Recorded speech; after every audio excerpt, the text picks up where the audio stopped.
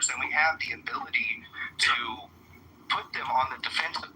So much so that we see the Overton window where it's at right now. We see how far this has progressed to the point that they don't have the ability to really answer any of these questions. They have to censor us. They have to pass anti-Semitic laws. They're at a point where they're at a critical failure, and their entire network is collapsing underneath their feet.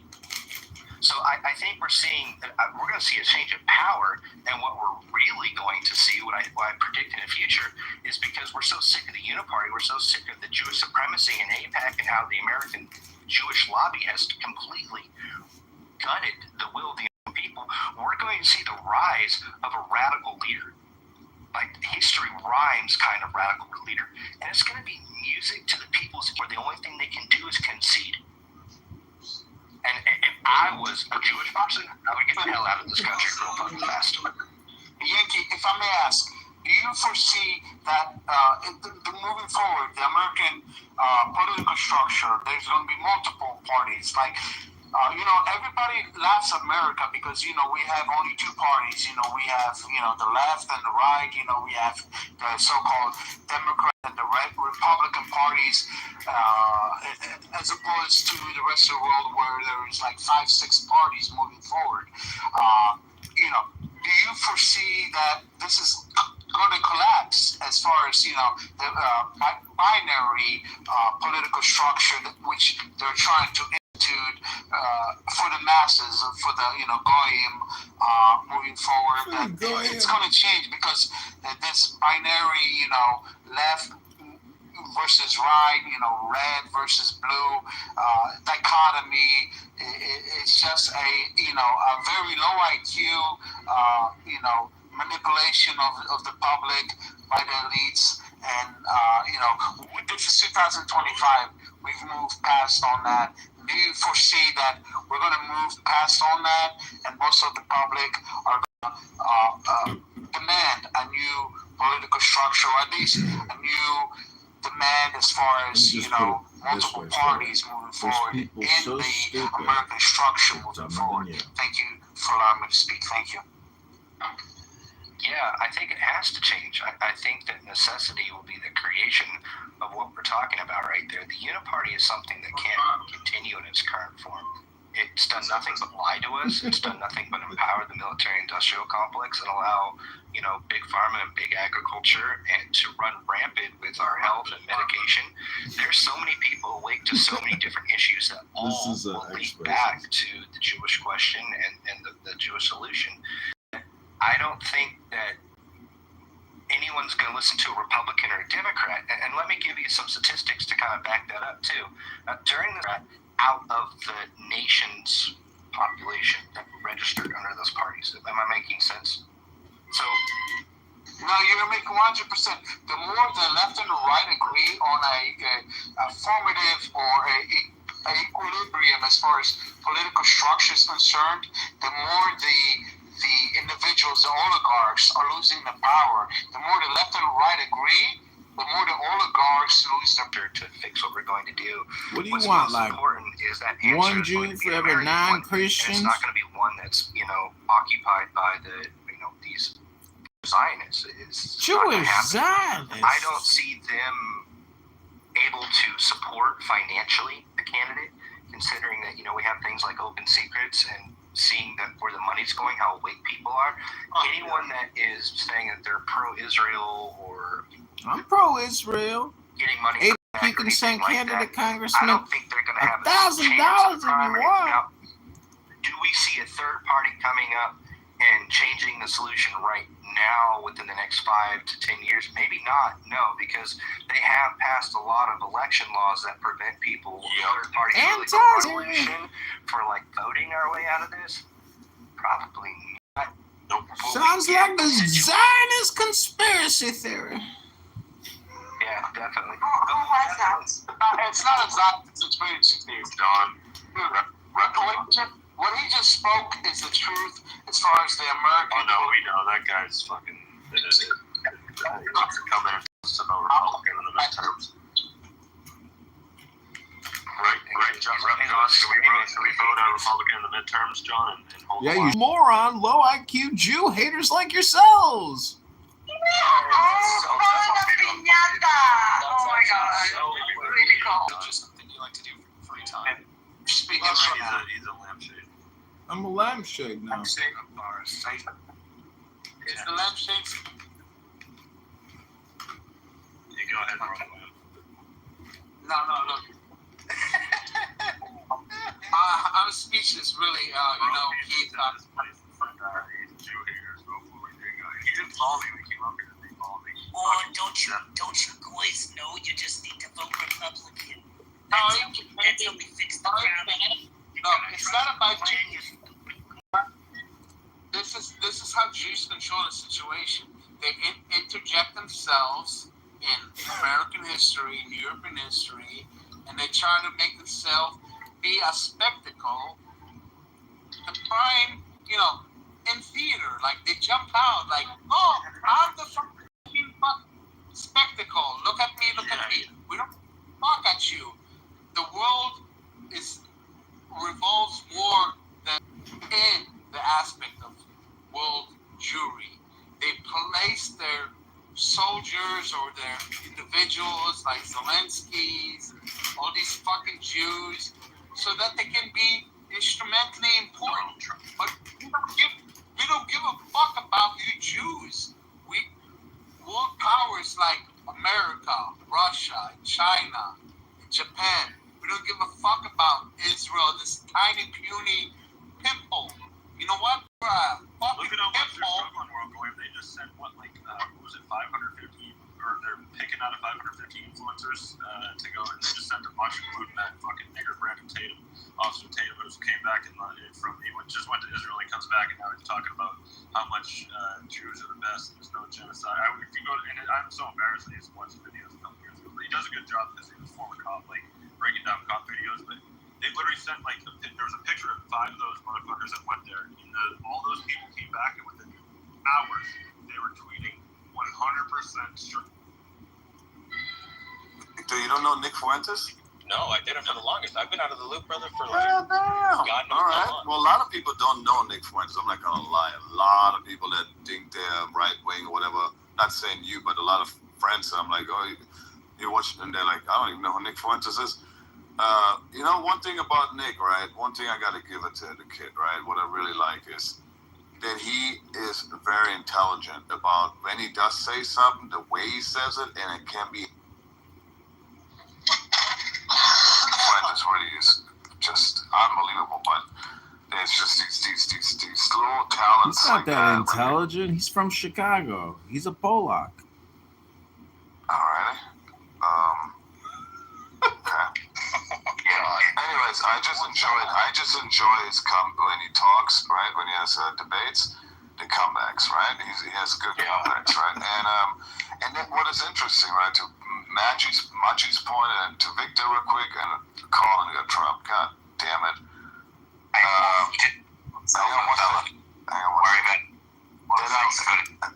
on a second.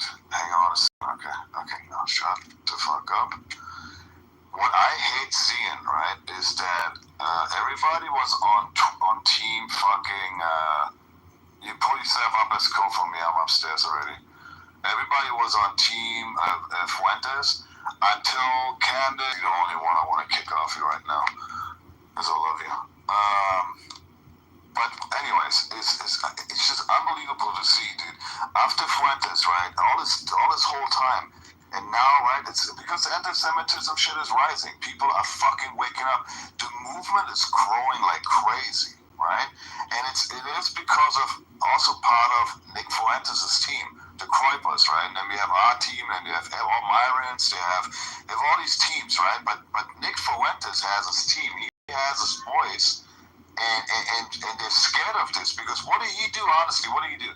He's waking up the generation, Gen Alpha.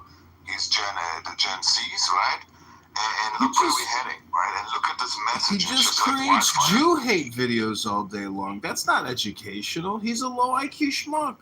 Yeah, all right, you can go and Don't kick him in. Don't kick him in. Okay, then handle him because I won't kick him. Who's the one that's talking? All right,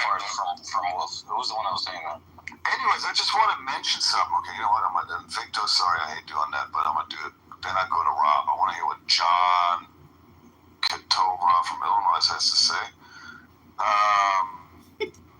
I just see it like this. Why are we wasting our time questioning Nick Fuentes when Nick Fuentes this entire time has been pointing?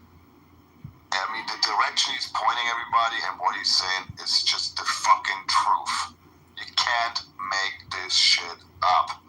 When you have the ADL talk about that America First is a racist term now and anti-Semitic, you know, we are dealing with people that are gonna try to censor everything that is the truth, and not only that, come up with any fucking reason to take the eyes and cinnamon and media away from what they're doing in Palestine and what they're doing to these countries and what they have been doing, and so nobody talks about them anymore. And it's just not working, bro. And if you keep questioning Nick, we just feeding right into this fucking bullshit, you know what I'm saying? And so I think anybody that is a net benefit and spreads the message, especially the way Nick does it, why do I need to waste my time and figure out that if he's a Fed or not?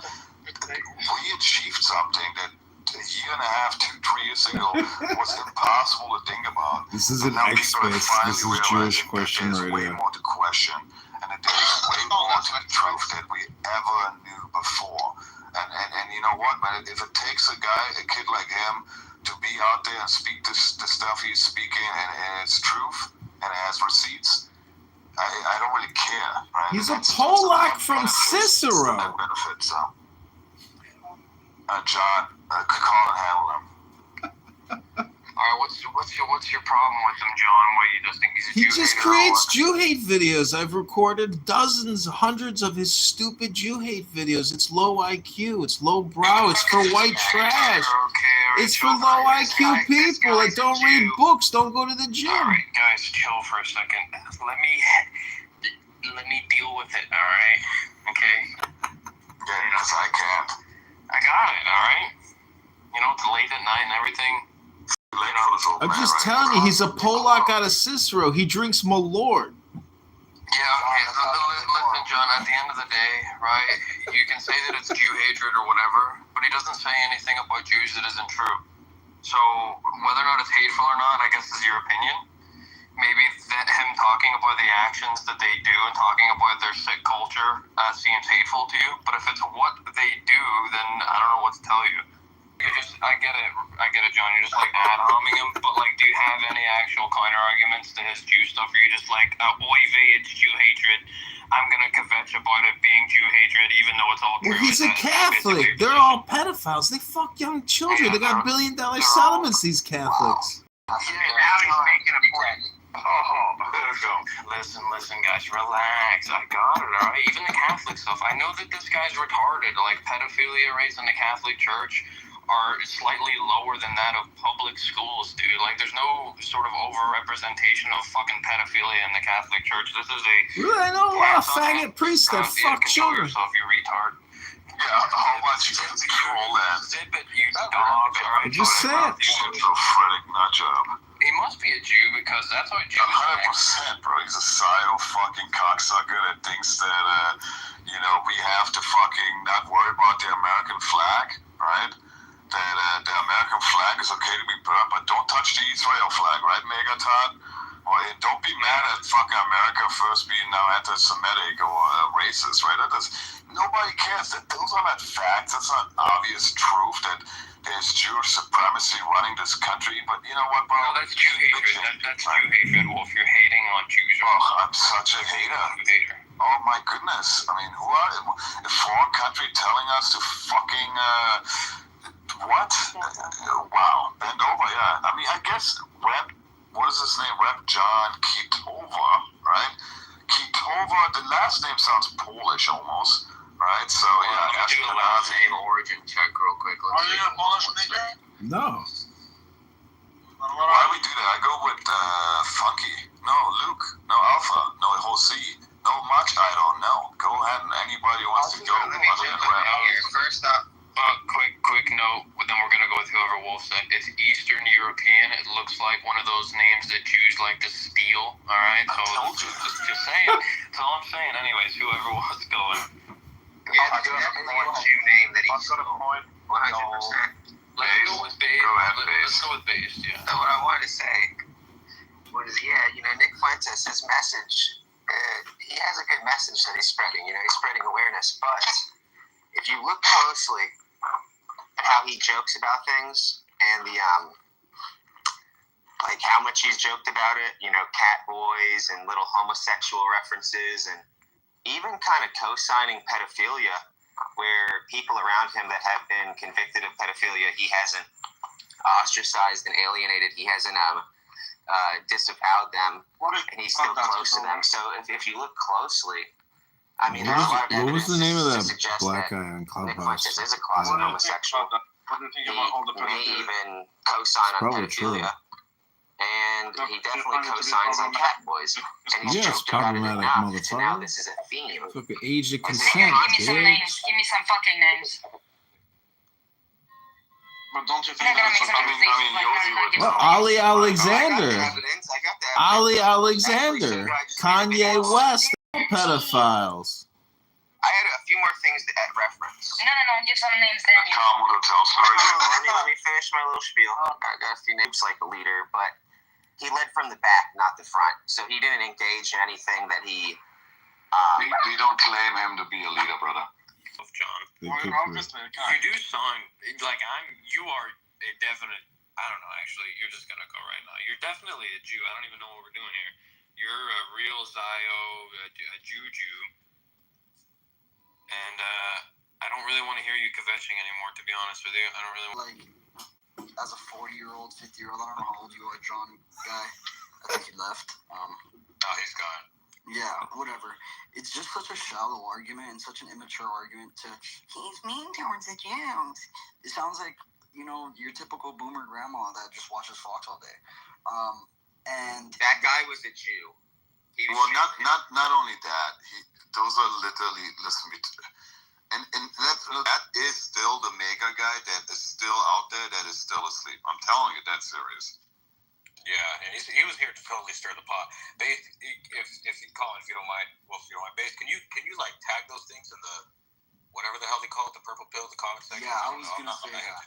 If you could tag those things. Yeah, I got you. But I want to say just one more thing, But I'm Yeah, glad and to see that it's- people accusations.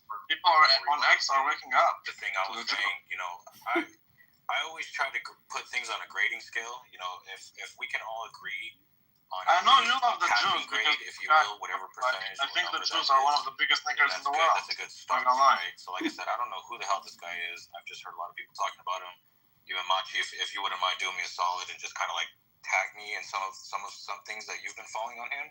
I was like, I start checking it out because, like I said, over these next 2 days, I'm definitely gonna be looking at it. But yeah, I think that'll help. Even Josie was saying, if you could name some names, just put it in that little comment section thing so we can all look through it and come to our own conclusion on that. This guy Yeah, no, I'll definitely do that. But I just wanted to say, after rallying people to go into the Capitol building or whatever, he then criticized them in later videos, calling these people idiots. So how are you going to rally people? And then, they follow your lead, and then you're going to criticize them and call them idiots and things of that nature. It sounds like we're talking to CNN right now, man. You're misrepresenting. You're not coming with facts. You have to come with evidence if you're going to do that. You're basically speaking for him, and he's never said that before, and I'm sure Hitler can attest to that because he has said it though. That's the thing. All right, then send it to so we can put it up in the thing. I just I think this is the other extreme of the other guy, where you're kind of like, instead of being the guy that gets offended at him being racist towards Jews, you're kind of like a spur, kind of like where one thing that he did in the past when he was 21. Okay, first up, I didn't spurg out at all. I'm not. It's not personal, bro. I'm just saying. I want the better for our country, and if you're on my side, then I have nothing against you. I'm just saying, as constructively as possible. I mean this. I think it's better to look at, like Victor was saying, grading things on a scale. This is not our hero, and we fell for it. A lot of people fell. I'll speak for myself. With Trump, that he was going to save this country, but in reality, it's going to be us. So if he was actually a pedophile, then we'd probably see evidence of that by now. and he probably would be getting convicted because he is the most hated voice from the establishment. So to me, it's like that's not going to be enough to to paint him in a bad light. And he was 21 years old when he was at the January 6th. That whole looking at somebody's past and constantly condemning them, especially when they clearly were young, and we make mistakes. It's about what he's doing now. The level of gravity that he's pushing with his message, the amount of people that he's bringing in to our cause. It's like some guy that I follow has a big platform with Orthodox Christian content, and he was mentioning that Nick Fuentes, he was criticizing him for having a take on Catholicism. It's like, dude, at the end of the day, I like what he has to say about culture and politics, and he hits the nail on the head. We both believe in the Father, the Son, and the Holy Spirit. I don't claim to be a scholar in Catholicism, neither does he. So it's like, what's the point of nitpicking these little disagreements? But yeah, a guy like John, you don't take that serious. That's just as shallow. It's disingenuous and intellectually dishonest. Cool, man. Hey, Wolf, do you mind if I just fucking say one thing? Go, no, please. You've been waiting forever. Go. All right. So, hey, listen, JQ Radio, beautiful people, fucking the most blessed place on earth. This place thrives when Wolf and Colin are co-hosts, and we should revel and appreciate the actual moment that we have where these two boys are at the helm. So I just wanted to extend a appreciation for the hard work that you boys have put in to maintain a community of the absolute most truth speakers on earth, all right? And get the fuck off Zero. Don't listen to all the fucking bullshit. Just don't dive in. Bye, Solana. Don't fucking go hard right now. There's potential fucking give up to it, right? So just stack sats and chill. But hey, if there was one recommendation that I would give you right now, Wolf, it would be to drop that alpha motherfucker. He's about to speak some shit. I don't know what it is, but he's just a fuckwit. Anyway, all right, love you all. Take care. Damn, Funky. You guys are both Aussies. Come on now. Oh, with a recommendation like that, can I just say I love the way Colin is looking. All right, it's Kurt, and he's a fucking. I love Kurt. I What love the way. Vince, a 50-year-old? It is Kurt, right? Fucking. I like the way Colin is looking to the left as co-host, looking at Wolf. Anyway, take care, Wolf. Take care, Colin. Love you, Yeah, Funky, love you, Much love, Funky. Remember, get off Zero, buy XRP. We got it. Yeah, make sure you don't have 0 XRP, otherwise it's a mistake. All right, and always zoom in on the chart. All right, It's not financial advice. I've got a great point, Wolf, for you and everyone. What? Listen, if I hit, oh God, it's 2:30 in the morning. She's cringing my telephone again. Say something that you not have at least 70% Ashkenazi Jew in you. Come on. Yeah, are you Jewish? What's up? Where does the name Kitover come from? You Jewish? I'm just saying, if at 4 a.m. on a Saturday night you're in a Jewish Christian radio, maybe you don't know the source of wisdom, the source of love. Maybe you need to get laid. What do you mean at Jewish Christian radio? Where does it say that? Yeah. Where does it say that, huh? It says clearly JQR is just questions radio. I'm just saying, try reading a book instead of drinking Malort like that Polak Nick Fuentes from Cicero. Where does it say that? Where does it say that, huh? It says clearly JQR is just questions radio, my friend. I'm just saying, try reading a book instead of drinking Malort like that Polak. Wait a minute, you're telling us? Okay, come to Colin, handle it. Dude, he used his 30 seconds. German rage is boiling. He used them not so wisely, and so he's gone. All right, building with. I appreciate it. We don't need these superpowers right now. It's white altruism. The wife doesn't want to deal with it. I knew it was a mistake when I decided to do it, but I don't know, whatever. It is what it is. All right. So what did he? What was the point just now? Nothing. He's just retarded. He's just retarded. Okay. All right. I'll let That's it go. the problem with most politicians nowadays, and I know for the Gen Z guys in this space, probably millennials as well. He's back. It's like, dude, the message does not resonate with us. What you're saying, that's so shallow thinking, and it's the reason why we're at this point right now, because of people like that that'll say, "Oh, he's racist," and then allow, you know, a bunch of Yeah, define racism, please. Machi, are you Hispanic? Yeah, I'm Hispanic, but I'm also American. You know, I'm Hispanic in ancestry.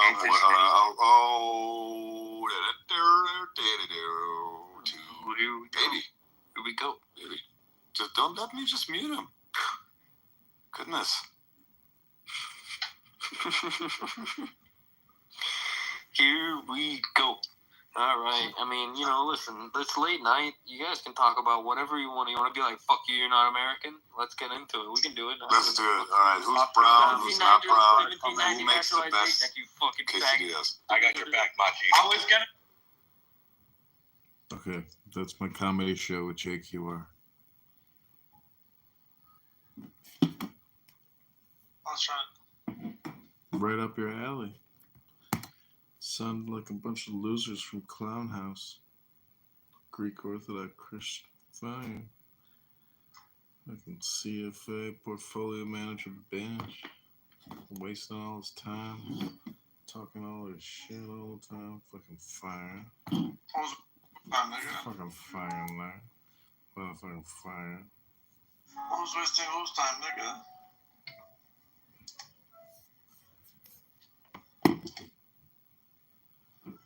Oh well. I guess there just wasn't enough time. What's the time? Is Andrew black now? Oh my god, Andrew's black. I'm not thinking for knowledge of the Aries. That's like, okay, these are like minimal, like, I'm sorry, these are like something like what you actually owe. Like some like some of the law. Lou, are you there? Dude, Lou has been sleeping for You put out a guy's eye. You actually 7 hours, dude. owed to have your eye taken out, like stallions, but they don't actually do that. So the court stuff that we have is like they Hey, if you're watching this, could you maybe?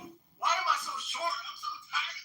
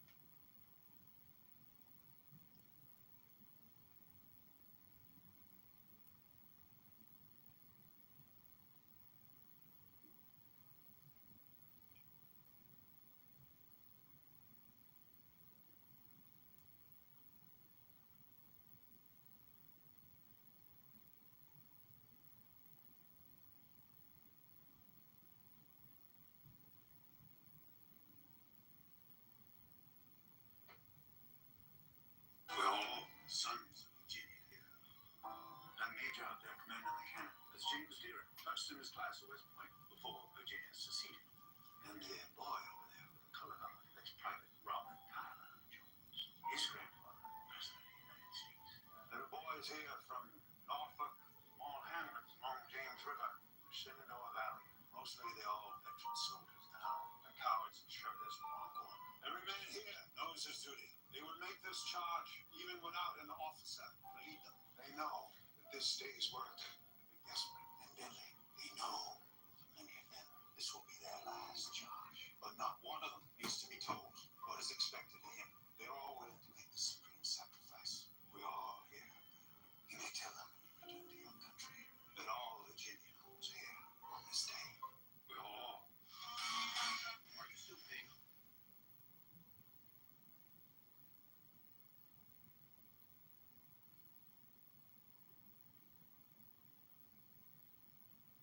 Are you still paying? I have a bite you, friend. No, I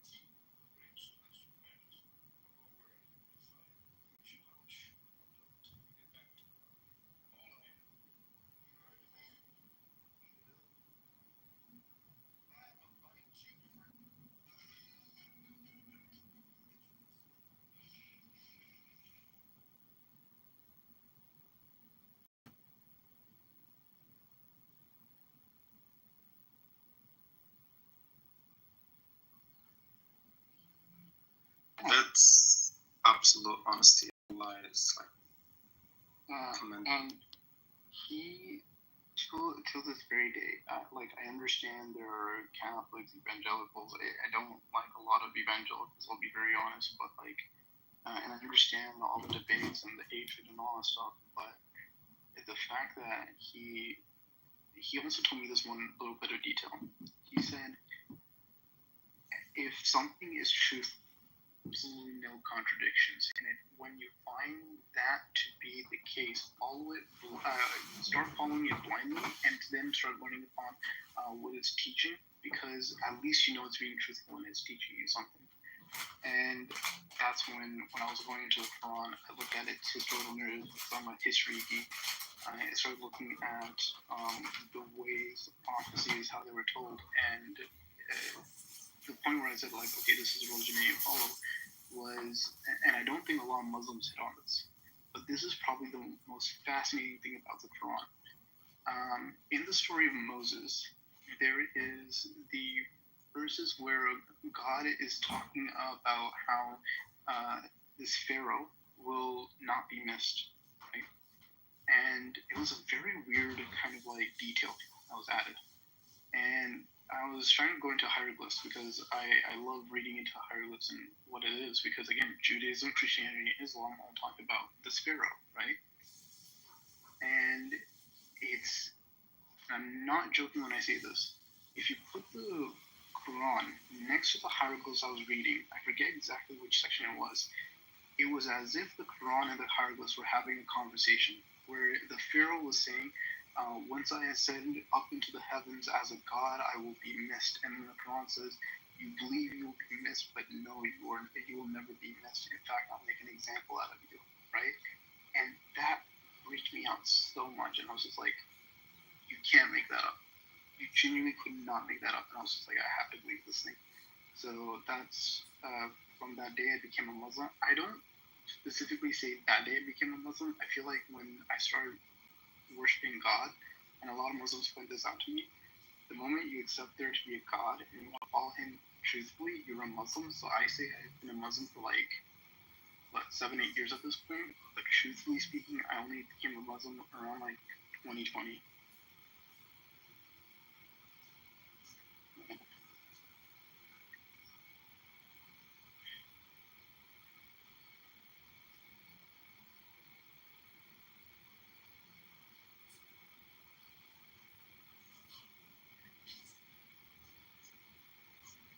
That was amazing. That was very insightful.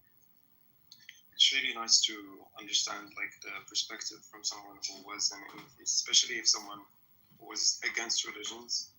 When he makes the transition, like how does it change? What was his journey? That was very good. Yeah, that was very mashallah. May Allah keep you on the religion and guide us, inshallah. I think the nation is too good. How come? That's because when I started learning from Palestinians, they started teaching me a little bit of Arabic here and there. So I picked it up from them. Wow. Do you try to read? In Arabic? At first, no. Now I am. I struggle with it, but I've only read the Quran completely in Arabic. Like, I think I just finished my 4th time last month. So, I still mix up a lot of things, I'll be honest. But it's better than what it was for a minute. Yeah. Some of the companions were also like that. They were under Muslims in all existence. So absolutely. Yeah. No, the funny thing you say that about the Sahabi. No, his brother Walid. Ah. So if I remember correctly, please correct me on this history, but this was after, I think, the Battle of Badr or something. He was a prisoner, right? He was basically teaching kids or something like that. He was doing community service of some kind. And after that, he was released or traded or something, so he can go all the way back to Mecca. The dude went all the way back to Mecca, right? And in front of his brother, took his shahada, and then said, I'm only doing this so you know I am not in distress for doing that. And I was so inspired by that story, right? That, and this was a point I completely omitted, but I should probably say it, that to a lot of my friends who are atheists, and I used to have a girlfriend back in the day as well, and to her I even admitted, like, hey, I'm a Muslim now, I'm taking my shahada, everything, you guys can curse me out if you want, because we were all blasphemers, I'll be honest.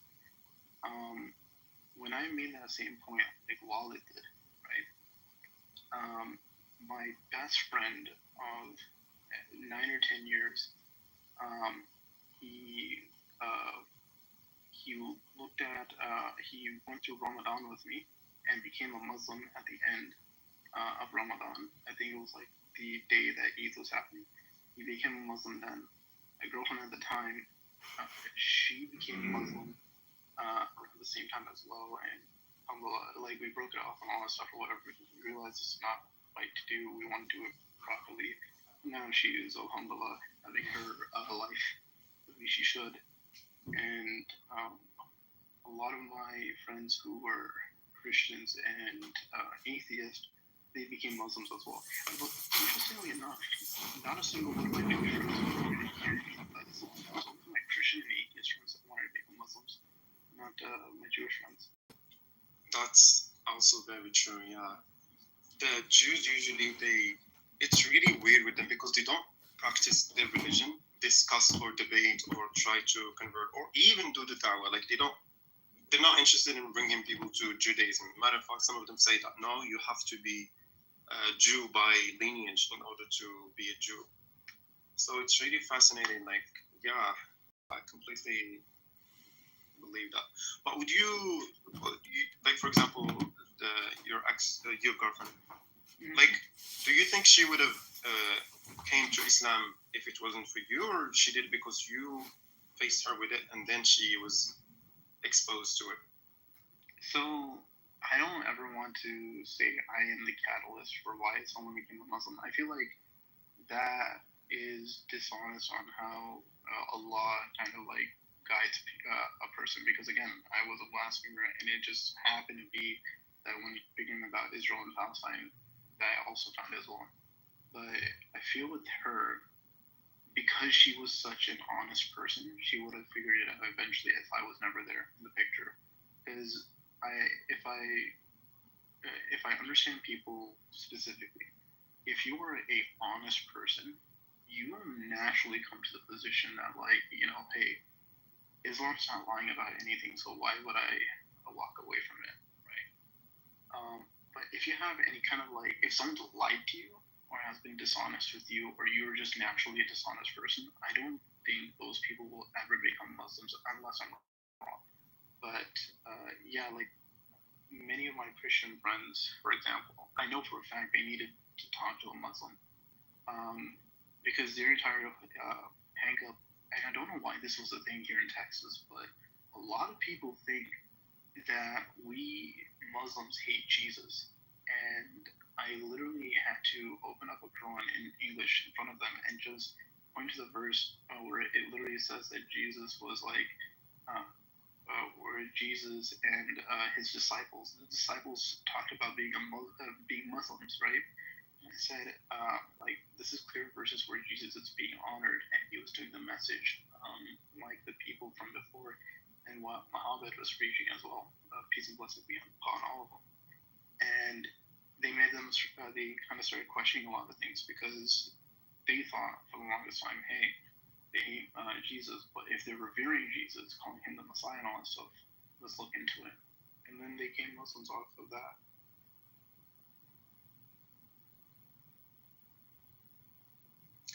Yeah, I hear that a lot. A lot of people think that we hate Jesus when it's just like surface information that they picked up from their local cafes and whatever. But no, I don't think Islam. I don't think it's that. Actually, when looking into Israel and Palestine, and I know I keep on referencing Israel and Palestine and this whole political thing, but my genuine thoughts on it is knowing what the Israelis have done and the Hamas and stuff like that or whatever, and I noticed this from a lot of people who I used to call friends that were Zionists, right? They have this notion of just making shit up and passing it off to be true in the most authentic ways. Like, it's eerily scary. And looking at the credentials of some of the people who criticize Islam and lie about it, they get paid off by the Zionist lobbies a lot. So I would say that, like, it's just baseless propaganda on a state that just wanted to make sure to oppress Muslims and make up random shit about it, and now it's just slapping them back in the face in 2025.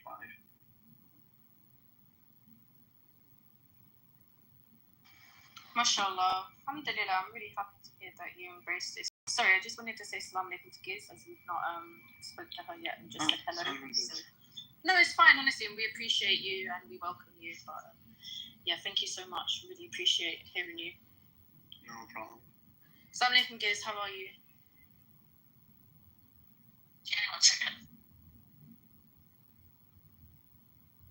Giz is probably dealing with your kid. Yeah. What is Falcon doing? Well, brother, I got stuck in this. I thought he was gonna say I'm stuck in traffic or something. I'm stuck in chess. Did you say you got smacked in the face? No, You said stuck in chess. Oh, shocking. Wait. Okay. I have a No, I question got my for you. wrong. I have a question for you guys. Okay, no one has answered me this yet, and a lot of people seem to like just go off this notion because it's haram. But like, apparently chess is haram, and I don't know why. no. They take the opinion that like this app can be haram, okay? But from your stand, it's like what can be haram in this app, you know? We're speaking about religion, we are making da'wah, is that okay? And some people have Quranic rooms and, you know, teaching people, whatever. So let's say, in a way, so these things you are doing, like reciting Quran and being on this app, and this app is taking you away from like prayer, missing prayer, so on and so forth. So in that way, they are saying like, so this app is now haram. This is what you are doing is haram. For instance, debating with people and you know, being this app, missing salah, you know, of course it's haram. You know, you don't need a scholar to tell you that, hey, when you are sitting on this app and it's taking away your time, of course it would be haram, you know. But then also people take the opinion that, give me a second. So Where was I? Yeah. They take. Sorry, Imad. They take the. I take the opinion that this is makruh, you know, and it's not like I don't know. Wait, what does that mean? Like dislike. Makruh, disliked, you know, but it can be haram, you know. If you miss your prayer, of course it's haram, you know. yeah, so there is no text in the Quran and there is no text in Hadith about the Prophet about this. So the Prophet spoke about the nard, which is the dice. That's haram, right? Because he specifically said that it's haram because there is gambling and you know how it goes with dice. As for chess, there is only one athar on a Sahabi Ali radiallahu anh. Yeah. He was once walking and he came across like a group gathering around the chess, right? And he asked them, ما هذه التماثيل الذين أنتم عليها عاكفون? What are these status? Like those that you guys are, you don't do anything else in your religion that is vital and necessary. That makes that act itself, you know, not correct.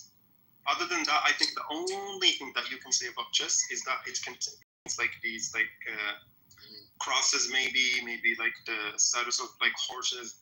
Maybe you can say that's not good. but that's it. So at best, I think you should say it's makruh, disliked.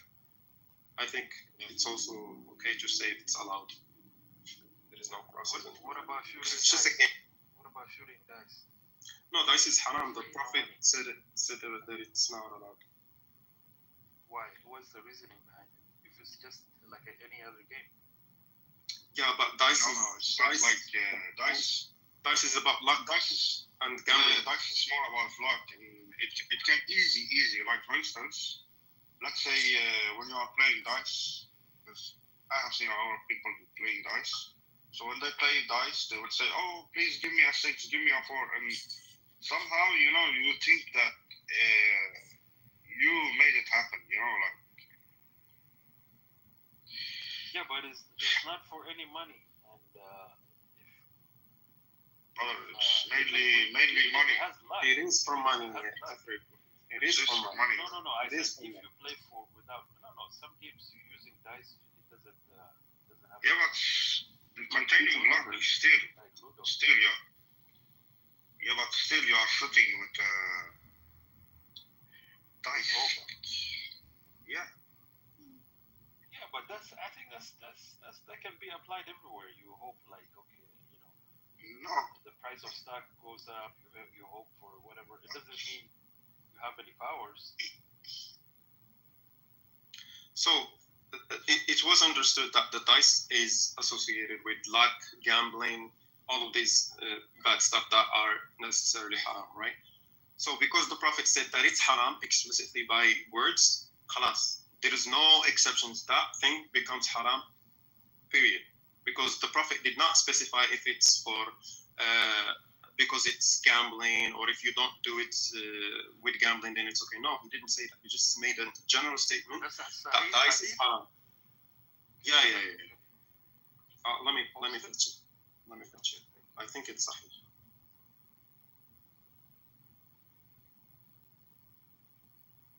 Why you sent me angry face, kiss? You threw me under the bus, bro. And people will say that I was trying to chess is protect haram. You were not. People will say that chess is haram. They are saying it because they can't play. Chess? No. Chess is haram? Apparently, if you look hard enough, everything can be haram. That's the problem with the... It's not, it's just disliked, okay? Thank you. Let's summarize it. So we don't have to go over it again. You name it, we can find a way to make it haram. Trust me. No, the reason They are noobs. That's why they are noobs. No, the reason why I have to double check all the time is because, and I have this thing where like I am very worried about who I take Islamic advice from. But like, for example, in a mosque I was visiting here in Texas, there was a sick guy who was coughing, right? And I'm not joking when I say this, but it was like this really weirdo Muslim guy that went ahead and said that like, if you cough while you pray, the punishment is beheading. And I was like, what the hell? Where was that taking place? And then he swears on it. He calls upon God and swears on it. I'm not going to say the word. But he says that this is a ruling. And then this is like Tarawih, right? Like the night prayers that we're doing. So in the next, prayer, the next two rakats, the guy coughs. And I'm just like, well, you cough now, so we have to behead you. And he's like, no, this never applies to me. And ever since like people like that and a whole bunch of other scenarios, I get very wary of Muslims that I in my daily life. Be careful. Yeah.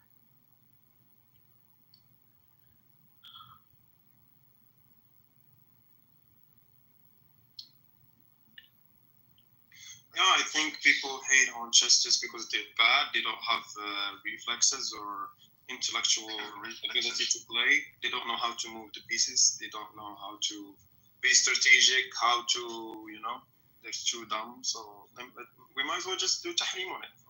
I can't play it. No one should. So Yeah. You should play drafts. It's much better. Drafts is like a international checkers. The one you jump Bro, and back and across the stop, board. brother.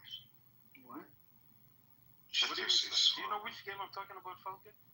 yes. Checkers I is for don't know. noobs. No, Checker it's is not- for noobs It's not American who checkers. can't play chess. No, No, it's not American no, checkers. no. You don't know nothing, bro. You I don't know the game I'm talking about.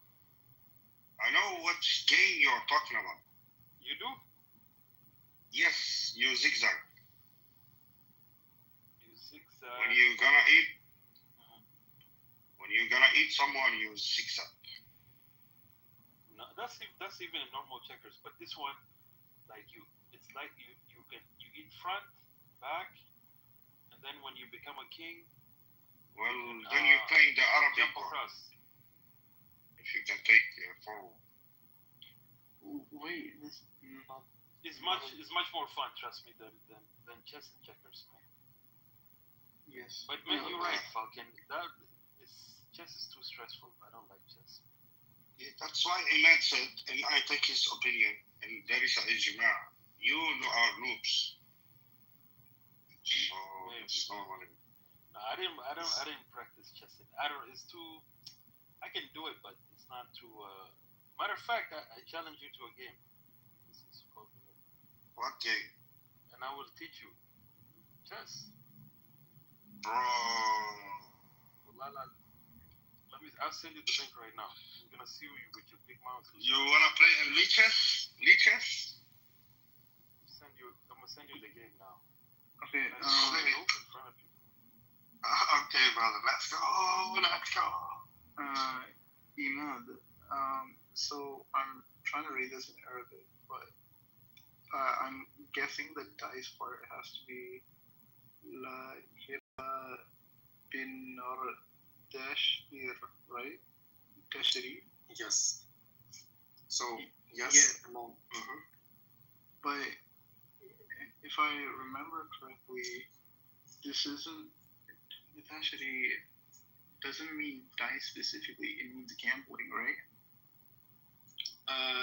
Let me read to you from the Nawawi.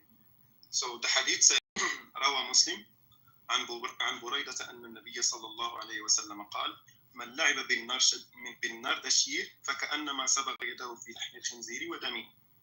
So من لعب بالنردشير, the meaning of nardashir is listed under the hadith. It says قال النووي رحمه الله في شرح مسلم قال العلماء النردشير هو النرد فالنرد عجمي معرب والشير معناه حلو.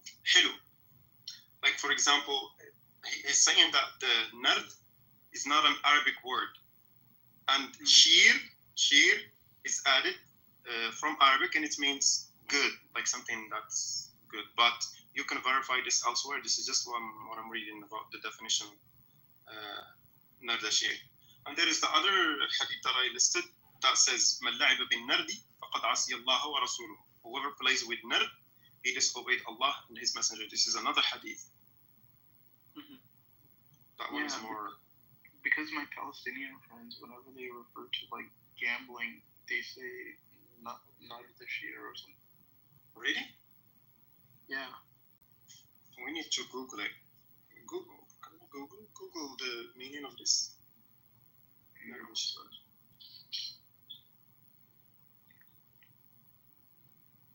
Apparently, you will teach me on this. Nard refers to dice, over gambling, while shir means sweet and pleasant. I'm gonna DM you the link, okay? Yeah. So it says here, games of chance, like gambling, are often referred to as nard al-shir, depending on who is speaking about them. Are you reading from AI? Yeah, I just kind of put it in ChatGPT. It's just a new Google at this point now. Yeah, it's also tells me, it gives me that it is not النردشير هو اسم لعبة النرد. The nardashir is the name of the game of dice. So it could mean both, but we have other hadith anyway. That says nard explicitly.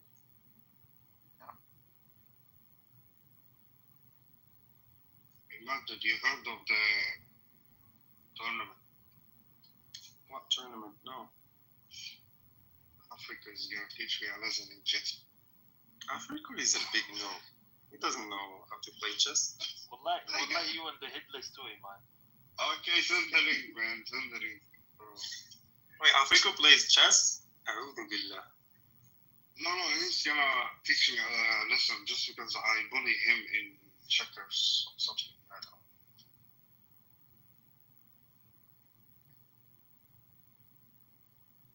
I think mind games are beneficial, to be honest. Hold on. Yo, John, why are you even here? I don't get it. Who's John? His anonymous account. His name is John Kitover. He's like this Islamophobe that records a bunch of rooms and is trying to run for. Week before last week. And she had her baby over, and I was like, girl, I'm glad I'm out of that stage. She was like, sometimes I wish I had my kid as a teenager. I don't know. Teenagers are.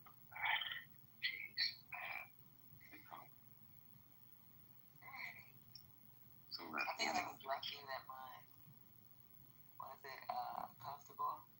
But you know, she considers herself what is she? What is it? Not a non-binary, but she likes personality. So it doesn't matter if it's a boy or girl. So because she wasn't really comfortable with having that conversation with us, or even like just letting people know, she freaking did not date like that. Like my dad was like, it's weird because there'll be some dudes they'll like her, and we know they like her, and she'll like be playing basketball with them and be like, that's my boy, that's my friend. So my mom asked her one time, are you? And she was like, no, leave me alone, Grandma, I'm trying to study too. So all she did was study. She would just come home from school, do her homework, and read and study. And she actually said, like, to avoid stuff when she was a little kid, and she knew that Grandma said she couldn't do nothing if she had to do her homework. So she would be like, I have homework, and just stay in her room and do her homework. So she would do homework, or she'd read just so nobody bother her, because they automatically assume, oh, she's reading in her textbook. But she said she would just automatically study, so it just became a habit. And that was just to avoid like stuff, or like if she said when she was little, certain boys would be like, they like her, and she'd be like, I don't want to play outside with him, so she'd pretend she had homework.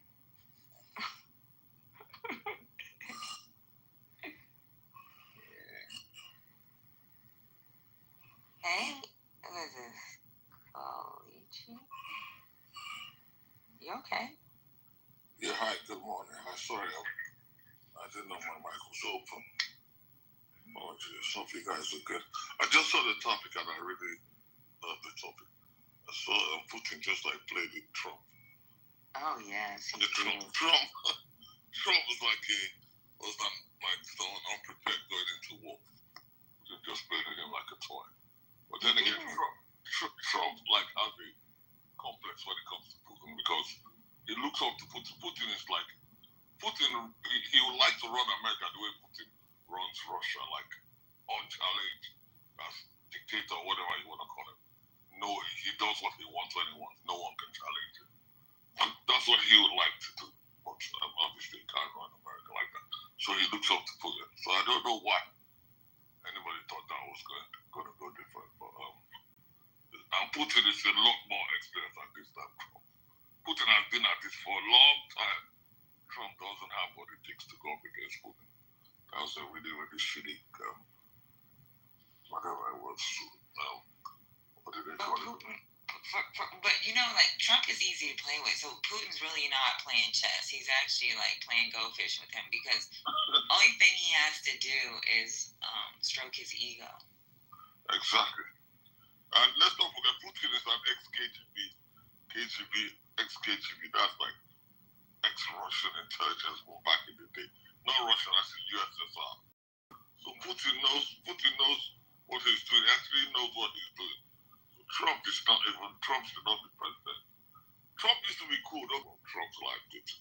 But I don't to really be a think it was president, cool back then. I think with us as Americans, or a lot of people, I'm not going to only say Americans. I don't know if you're American or not, but I think a lot of people, like, we have this we glamorize like certain characters, and we glamorize him as a character. Shit, we glamorize Scarface, but we Scarface's best friend in real life. Like, come on. No.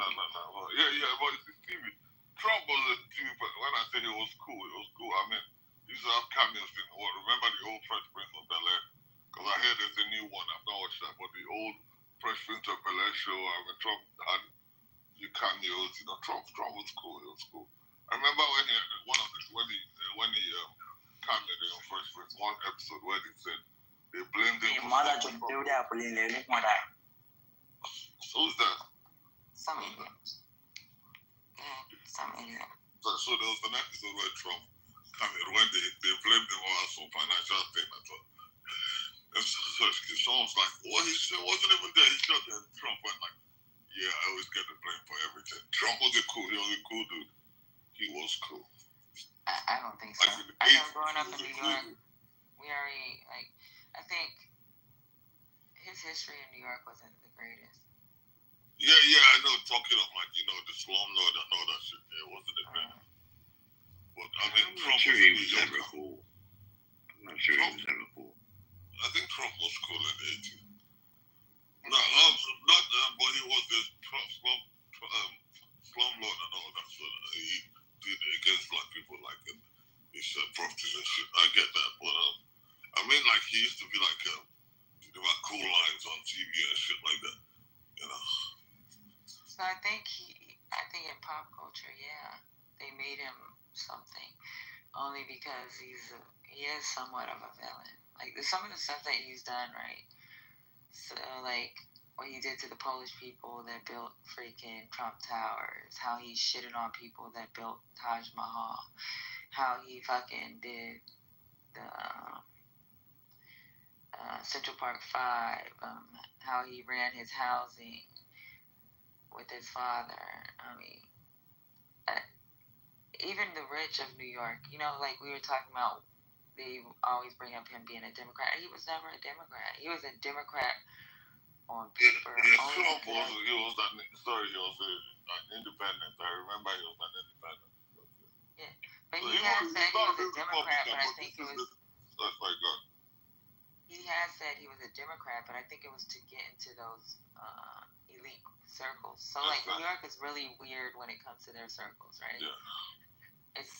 They have, like, certain levels, and these people that are the super filthy rich, that's like from Connecticut, the Hamptons, like, those people gather in New York City. They have these freaking big galas for, like, cancer and all this shit. They call themselves Democrats because they're doing shit for the world. There's a divide between political, like, so if you're not affiliated, then they don't really want to fuck with you. Right. I get what you mean, but also Trump, sorry, I lost my train of thought. Sorry, Trump was cool. I remember you will not say Trump. The first, not saying Bill Gates is cool, but Bill Gates is the new Donald Trump. Because people act like Donald Trump is just, he's not anymore, he's been at this for a long time.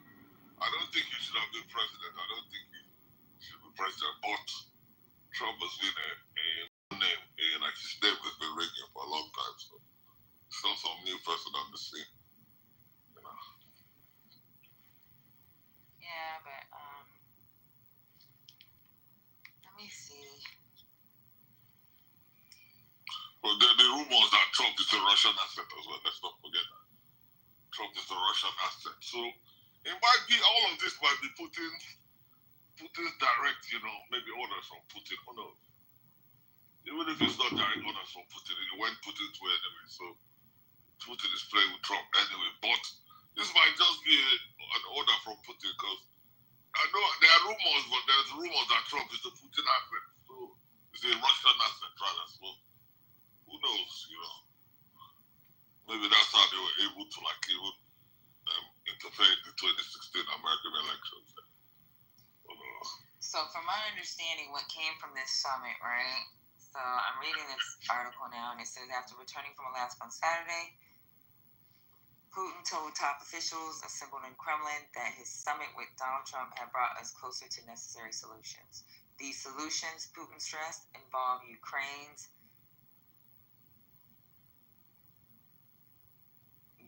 giving to the demands that prompted his 2022 invasion. Settling these root causes for the war must be the foundation for the settlement, he said. The extraordinary meeting at Anchorage Air Force Base has ended Putin's pariah status and brought Washington's stance on the war closer to Moscow's, and Putin did not need to budge an inch. Before the summit, Trump was giving Putin ultimatums and threatening consequences. In the end, there was no consequence for Putin not agreeing to a ceasefire. Anyone smart should know you should not let Trump and Putin to be in the room. Because once Trump sees Putin, everything goes out the window. Trump was saying, I'm going to sanction, blah, blah, blah, blah, blah, blah. All of that, Putin wasn't working. Putin used Trump to come out of the cold. Why would you fucking give Putin a platform? Wait, so I want you to hear this real quick. It says, when Putin arrived on U.S. soil, armed with flattery, he repeated Trump's frequent claim that Russia would not have invaded if he, not Joe Biden, had been in power. Trump later told Fox News' Sean Hannity that Putin assured him he was cheated out of the 2020 election.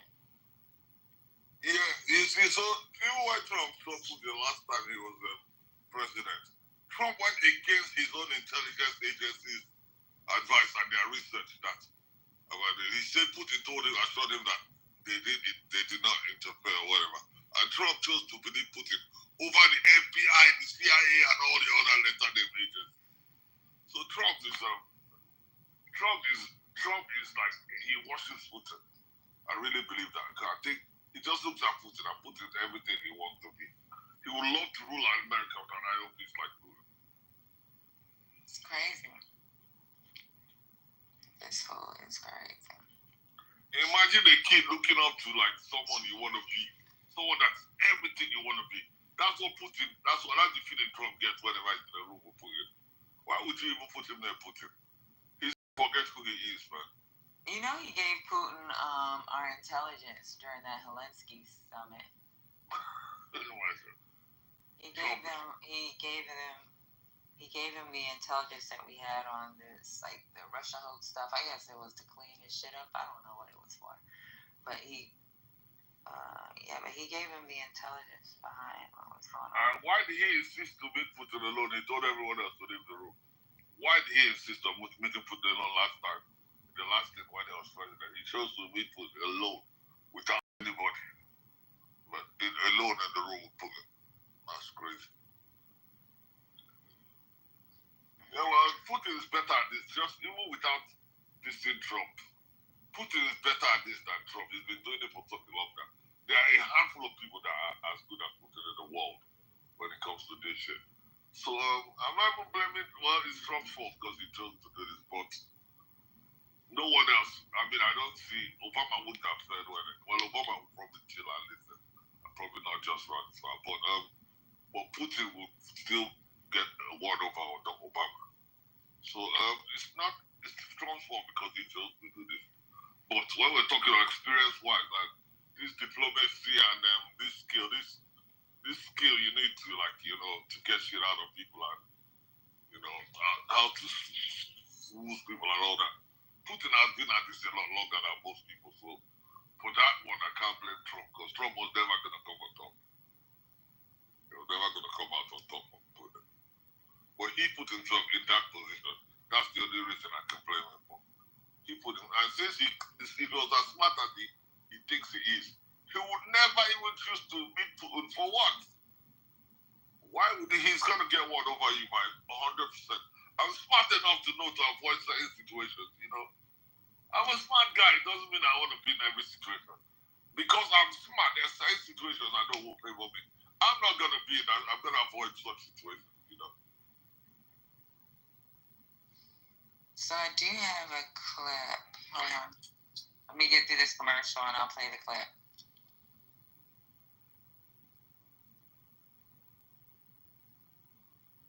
And then Trump also wants this goddamn Nobel Peace Prize.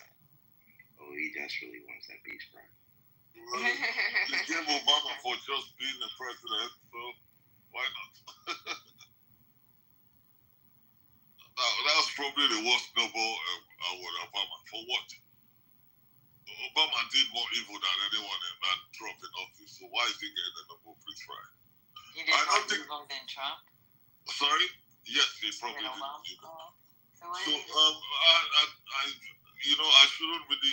I'm not just pointing out one person. I don't mean just Obama per se. I mean that Trump per se. Anybody or most people. Obama did a lot more. I mean, he attacked a lot more. He did. Obama was anti-African first. Then he. But I don't blame him per se because I like explaining this way. The person in the office doesn't have the power. The office has the power.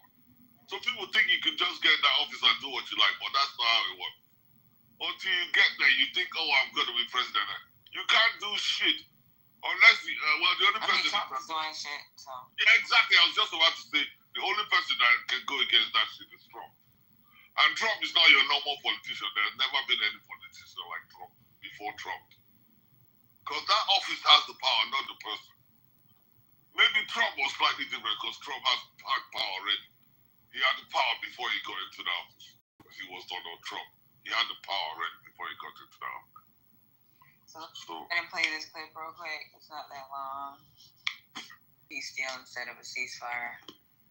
We'll end the war, which is trash. And that's Moscow's line. You know that's Moscow's tagline. Okay, let me play this real quick. Push to end the war in Ukraine as the country's president heads to Washington Monday for a face-to-face conversation with President Trump.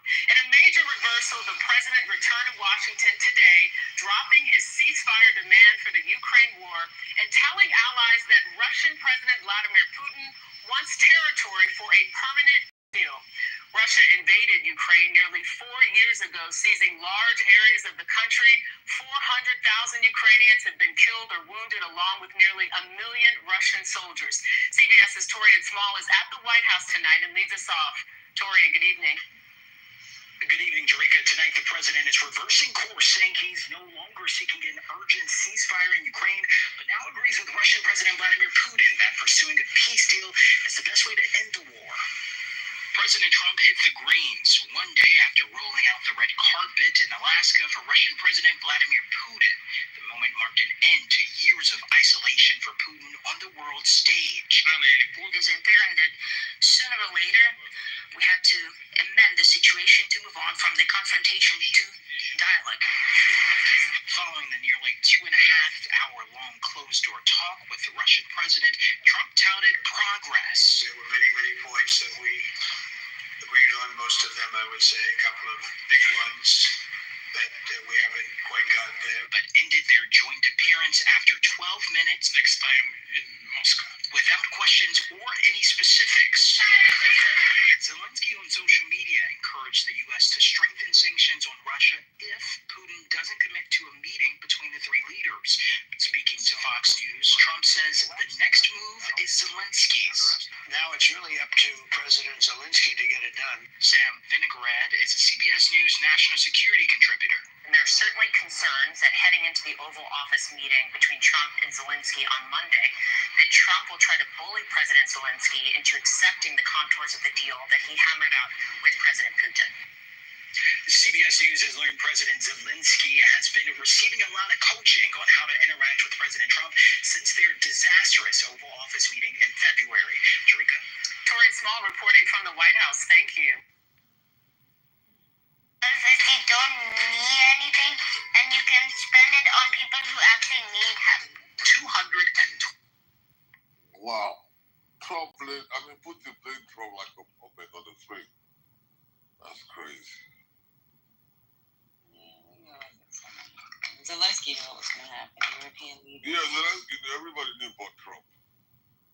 And the funny thing with Trump is that this is why Trump cannot learn.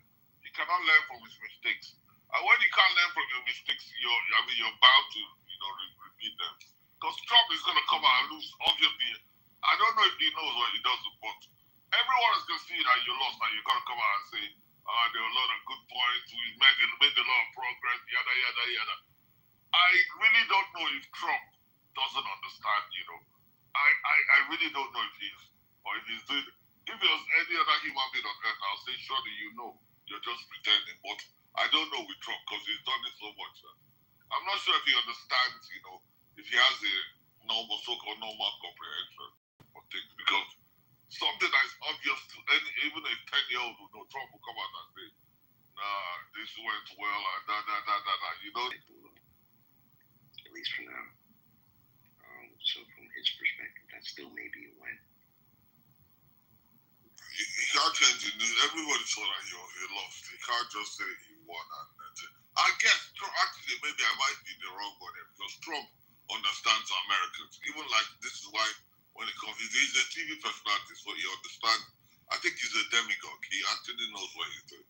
He understands people vote with their emotions in America, so well, generally most people do it.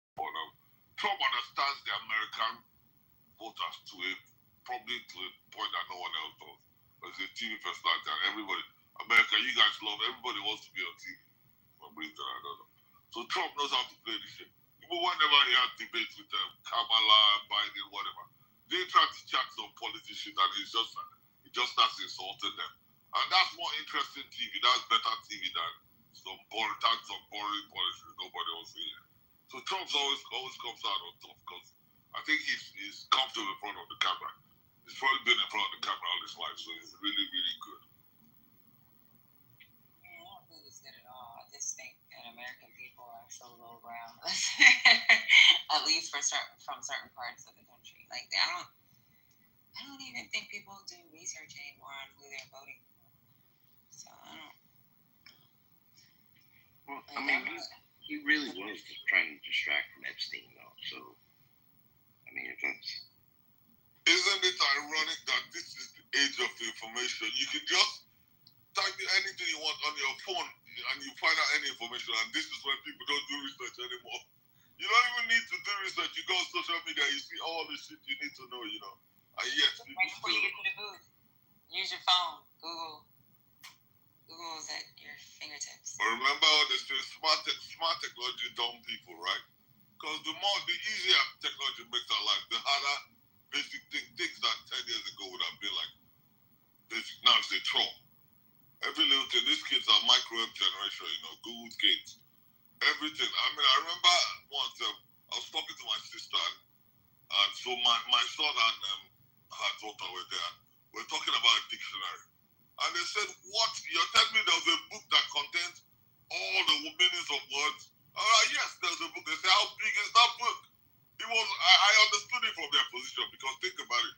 They could just go on the internet and Google something and shows them the meaning. And now we're telling them there was a book that contained the meaning of all the words. They was like, that's impossible. Well, how big was that book? We have to explain what a dictionary was like. They're like, what? You know, it's crazy. I don't think my daughter has seen a dictionary before either. That's a good question. I'm going to ask her. Have you ever seen a dictionary? I know she's never seen it. That's weird. Yeah. I've seen a dictionary. I use dictionaries, man. So yeah, that, you know. But when you think to a 10-year-old, you're telling them there was a book that contained all the words. They're like, they thought we were like mocking them, you understand? I mean, it was hard for them to believe because they thought we were taking the piss out of them. So how can there be a book that contains all the words? I know I'm 10, but come on.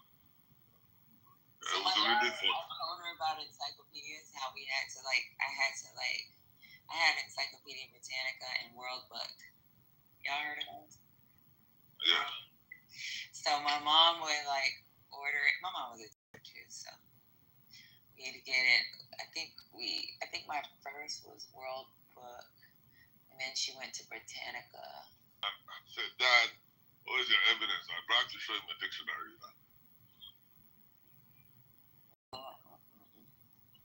Matter of fact, I should order one and give it to her, and she'll be like, huh? I should order one. School stuff.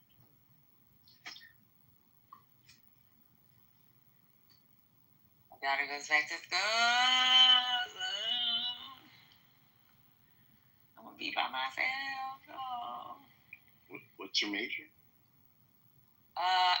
It's engineering now. So originally, I was like gonna kill her because like she wanted to be a journalist.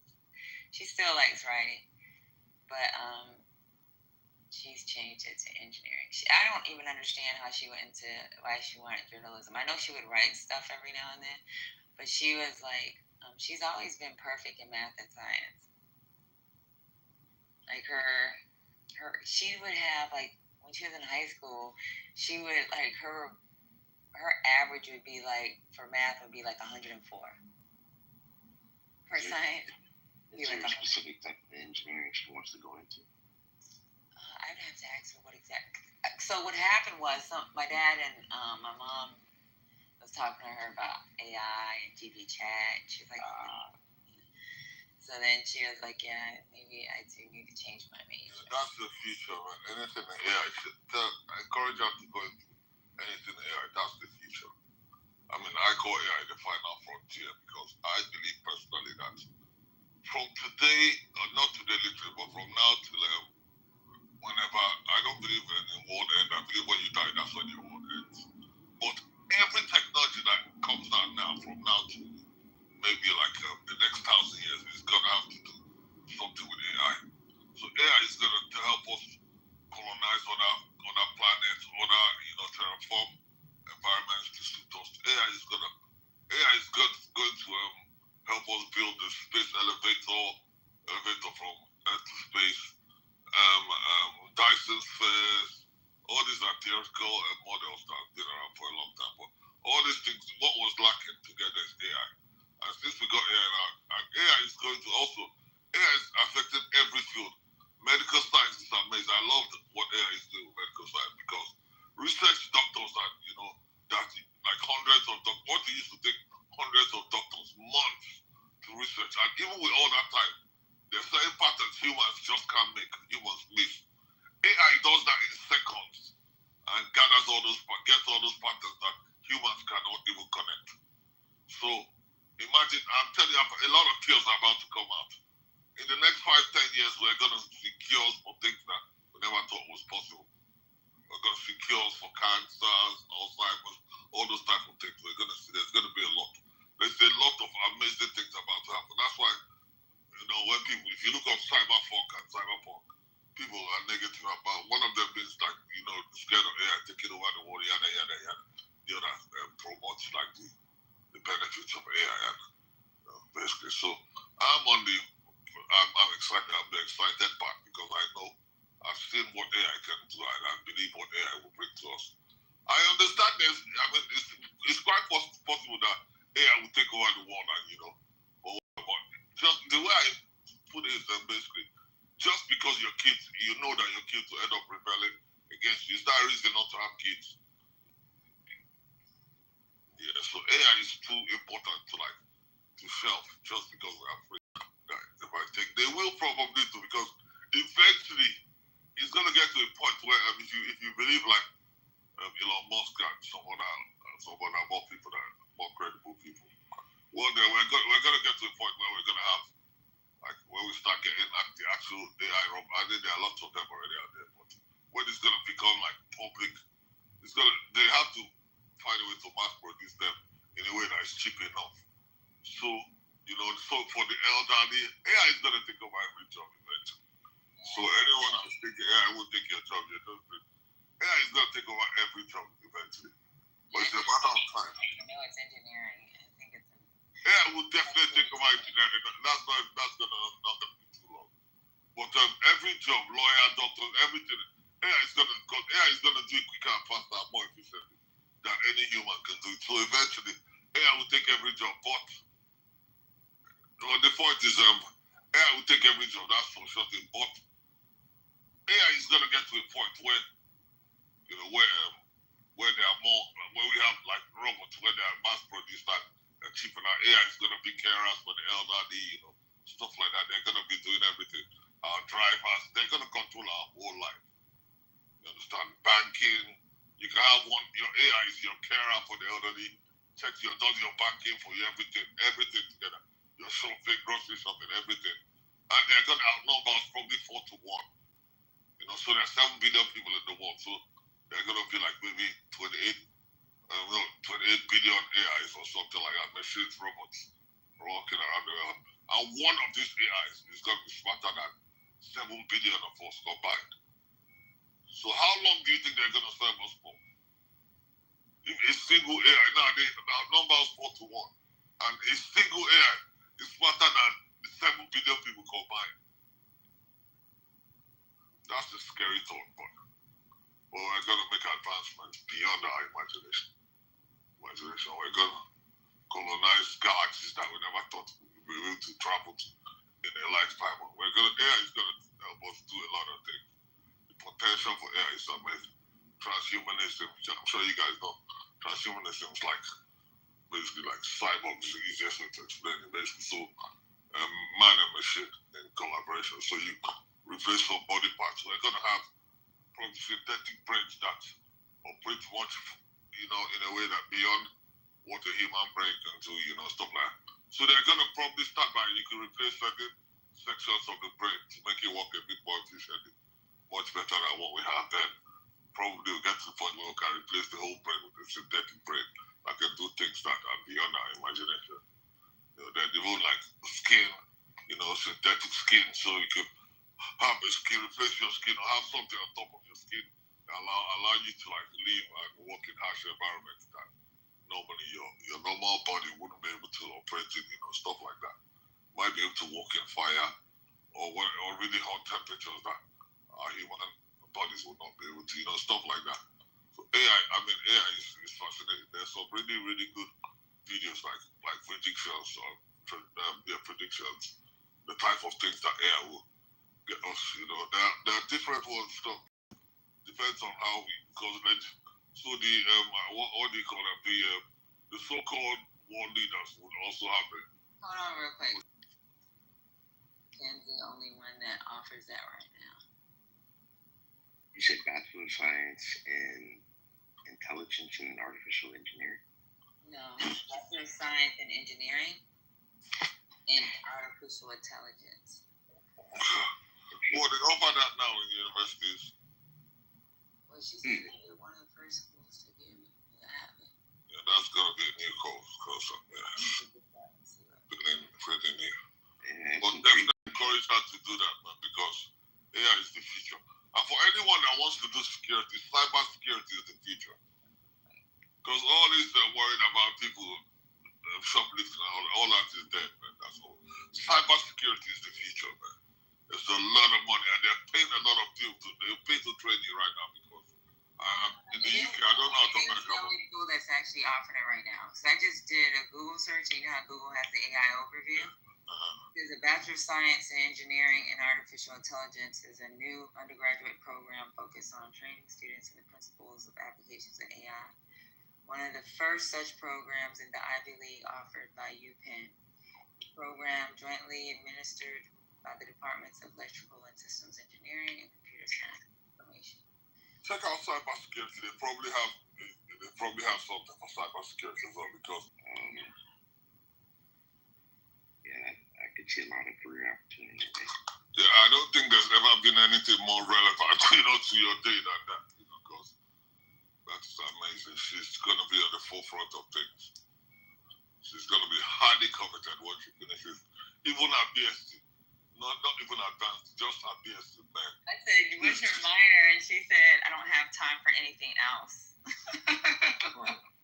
She's going to be walking into jobs that is as soon as even before she finishes her degree, she's going to have so many offers, but she's going to be inundated with probably getting on her nerves. She's like, why is she asking me that? She's probably trying to make me change my major again.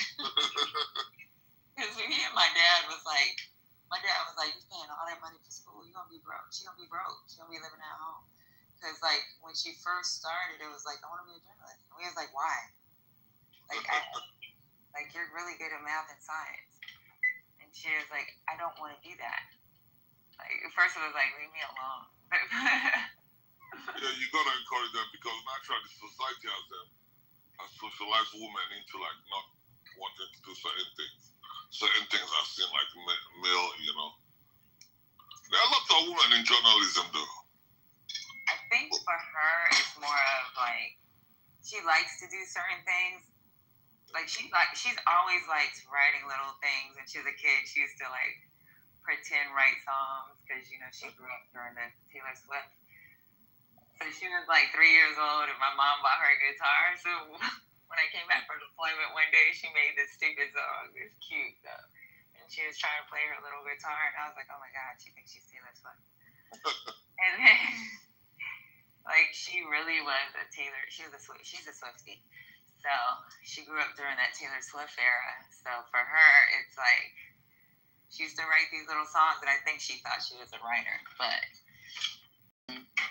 yeah, I mean, if she started writing really young, I mean, why not? I mean, that's the outline career as a journalist, which is funny because in slight contrast, my niece in Houston, so my sister's daughter, Nadia, she went to the Boston, what's the music school there? In Boston, Massachusetts. So she went to that. So I can't remember. Yeah, it's a really, really big. It was in Boston or it was in the city? Massachusetts, Boston, something like that. And there's a huge music school that's like one of the best in the world. She graduated from that university, and now she's a journalist. I'm like, oh, you know, it's mad. Why have you got to this amazing music school and only end up to be a journalist in Chicago? Why? Well, it is what it is. I mean, they'll find their pattern, you know, decide what they want to do. At some point when they're adult, you can't really tell them what to do, you know. So you can guide them, but you know, sometimes they have It's funny how they want to do one thing and you just already know in your brain what they're really good at, and you're like, yeah, you're really good. Because even her advisor was telling her like, look into certain fields, but her brain was like, no, this is what I want to do. Yeah, so I knew what my daughter was supposed to do from a young age. You know, so I guided her from that part from a very young age. So that was pretty easy. That was pretty easy because I guided her. I did not maybe there was pressure, but I think I didn't put too much. I put the right amount of pressure, and now she just got into medical school. So yeah. And it's not like she's doing something she doesn't want to. As far as I know, she's happy doing it, you know. So I didn't pressure her into doing something that she doesn't care about because she's passionate about it. So I know it's something she cares about, even though I guided her in that direction. But I know it's something that she cares about. Because when someone speaks, you can tell when they're passionate about it. So. Well, we just found out 2 years ago that she changed her major because and I was like, what made you change your major? She was like, man, I was thinking about it. Like, it doesn't make any sense. Yeah, even doctors are going to be out of work one day. AI is going to take to everything for us eventually. You'll get to the point where there'll be no job for people. Then we're going to have, if you believe Elon Musk, or well, he didn't coin this, but he kind of switched it, adjusted the term where he said universal, he said high wage or something. The actual term when it was coined was universal basic wage. So we're not going to be working because AI will be doing everything. So everybody's just be getting paid some type of work, some type of wage. But obviously the rich people are not going to want that type of thing because nobody's going to want to earn the same thing with them, other people, you know. So obviously that dynamic is the part of it that is not fit. I mean, I don't know how that will work because rich people are not going to just be earning the same thing with everybody. That's not going to, the world is never going to be like that. So I guess they're going to be the ones making the rules. So yeah, they're going to design it to favor them as it always is. Yeah, but AI is going to take over every industry eventually. Head to our top story this morning, Donald.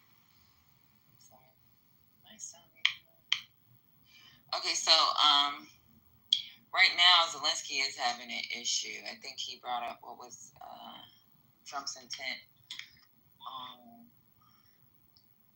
with this meeting with.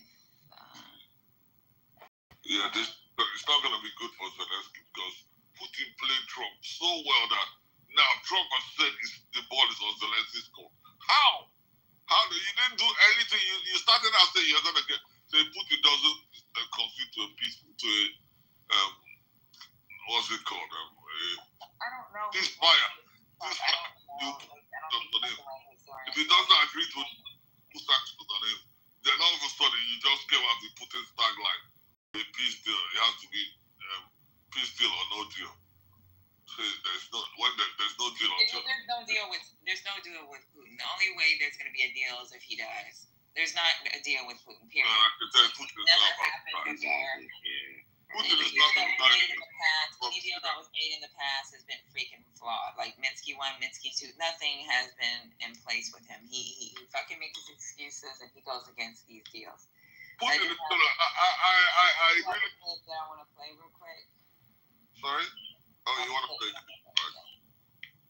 me go into music. Go back in music. First to our top story this morning, Donald Trump is heaping pressure on the Ukrainian president to get a peace deal with Russia over the line, effectively telling him the ball is now in his court. Now, Vladimir Zelensky will travel to Washington tomorrow for a sit-down with Donald Trump after the high-stakes summit with Putin in Alaska. Let's go live to Rob Scott, who is in Anchorage, where the summit was held. And Rob, the US president, doesn't want a ceasefire anymore. He's aiming higher.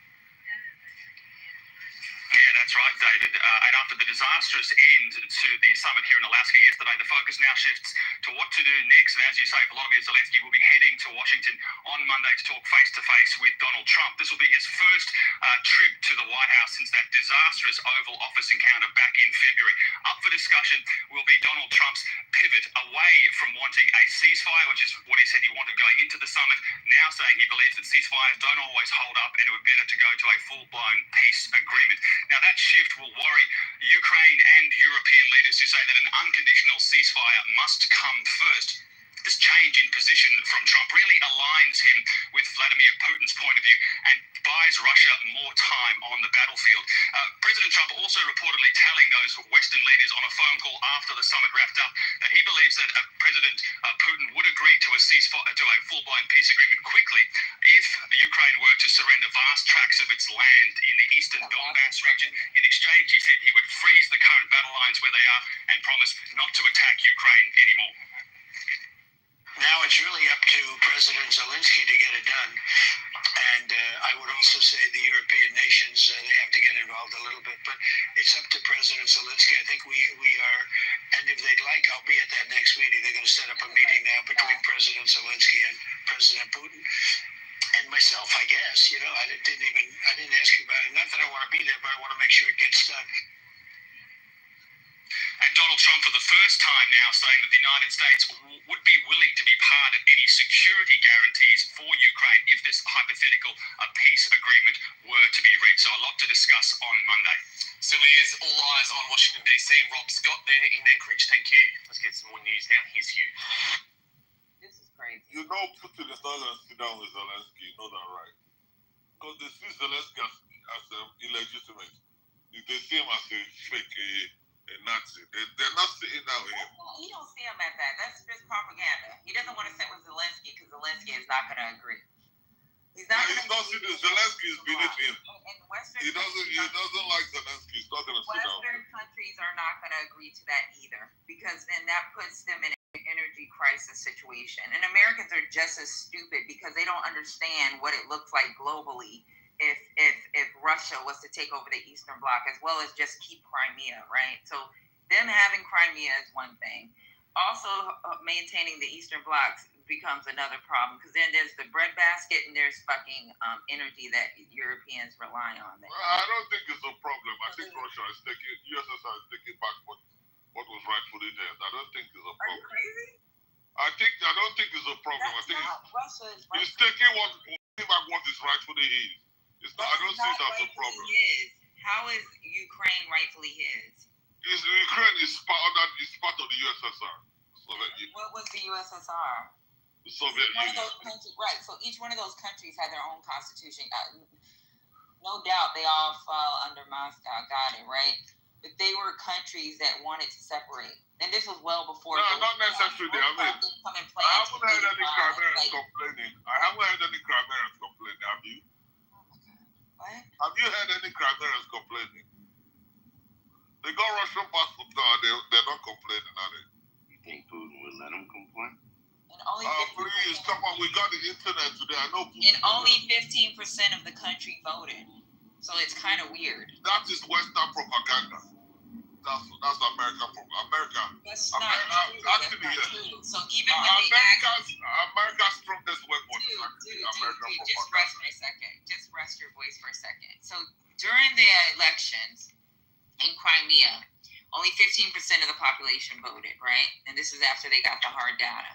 They wanted someone to be there to, what do you call it? They wanted a third party to ensure that these were fair elections. They did not allow a third party. Period. And why they did that? Would you let a CIA agent to come and destroy your? No, it wasn't going to be a CIA agent. It They wasn't. would have sent a CIA agent if No, they allowed it was not a CIA. What is going on here, dude? What is wrong with you? America is the enemy. That is what I'm trying to point out here. Putin is. Okay. Well, they America do. is the enemy. Because we're American, so we're the Yeah, enemy. well, you might be American, but America is the enemy. Even against you, America is attacking you, and you're standing up for You know America. what? Right now, America's attacking poor communities and black communities. So yeah. Exactly. Okay. Right. But that's okay. So I didn't know. I thought you were black. Maybe you're not black then. I guess. Because even though I didn't agree with Bush's policies, some of the things that he did do because he wanted for the American people. Like even though that housing shit was a fucking crock of shit, and it fucking put us in a bad situation. He wanted people to be able to have home ownership because he understood what future wealth would look like for some people from certain communities. So regardless of what you're saying, most presidents do have a certain there's an intent when they go in. That doesn't necessarily mean that some of their choices are going to align with mine. But I can tell you, Trump is unusual. He's a grifter. He's using the U.S. He's using the freaking he's using the office of the presidency to make more money for himself and to boost his own goddamn ego. It has nothing to do with the American people. He don't give a fuck about you brokies or my broke ass. We're not on the same level as him. He does not give a fuck about us. His friends, he's friendly with only the people that he thinks that can move him. That's it. On And Trump, I think. Sorry. So, if you don't like American people, or if you think this is what it is, this is the wrong room because there's a bunch of Americans in here worried about our country. Yeah, on Putin, on Trump, on the same page on Trump. I don't like either. And I thought you were black American. I guess if you're white American, then I do. No, I am a black American. Okay, yeah. So America, the American president, they might do things. Where are you from? You from Nigeria? Yeah, I'm from Nigeria. Yeah. So. You're an American. Are you an American?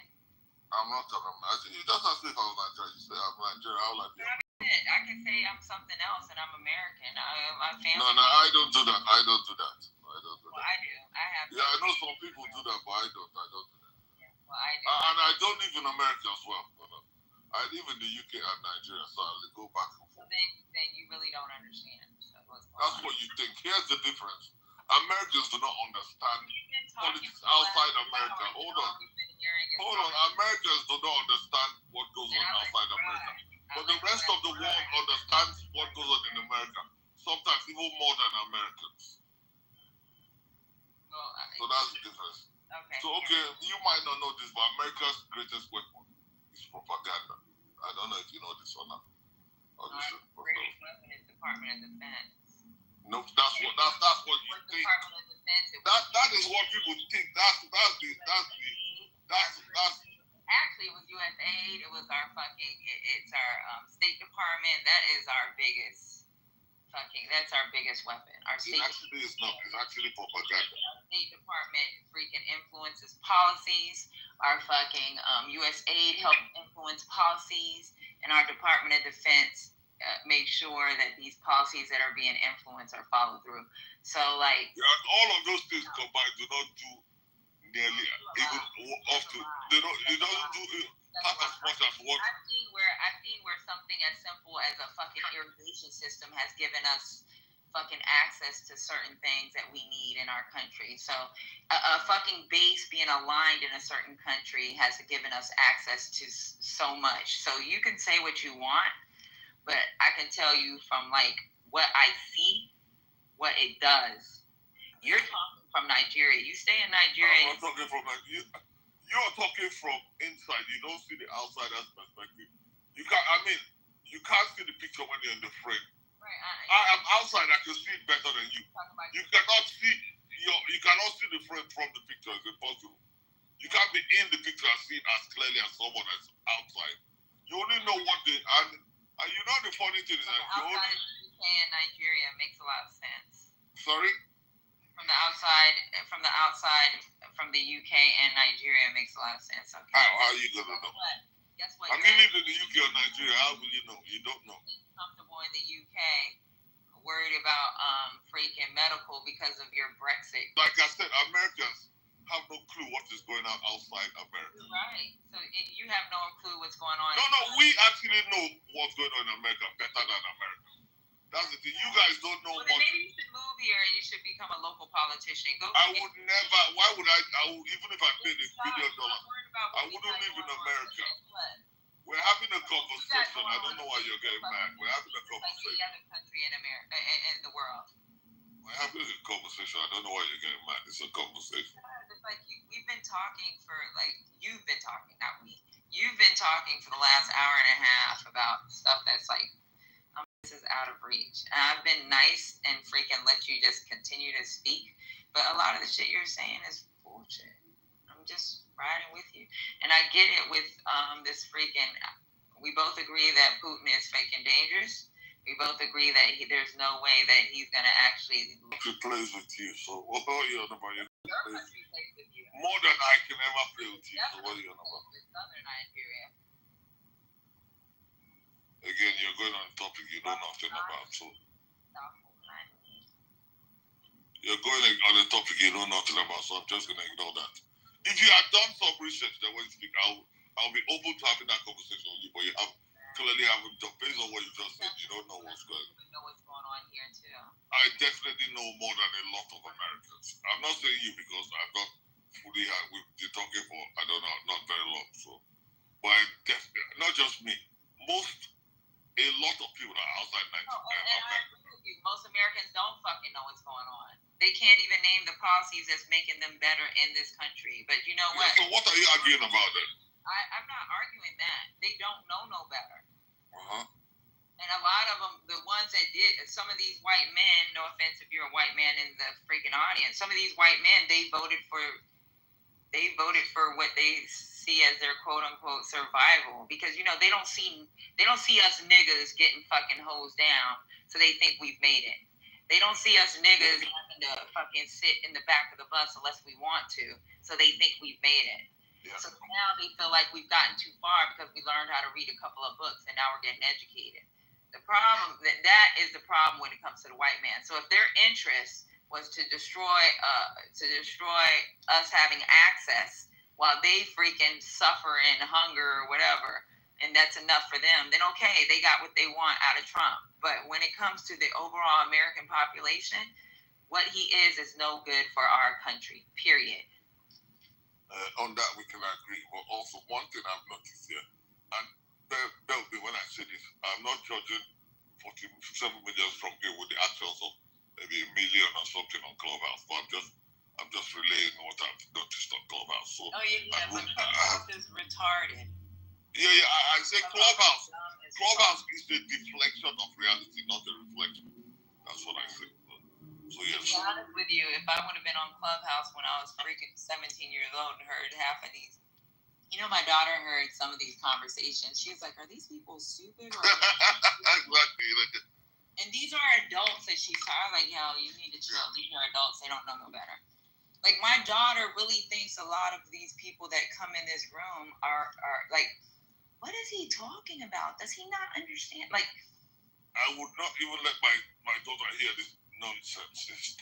Absolutely. But I want her to know what the world looks like. That's only a. No, my daughter definitely knows what the world looks like. Clubhouse is not the world. Clubhouse is not real. It's a fake. Clubhouse is a deflection of reality, like I think.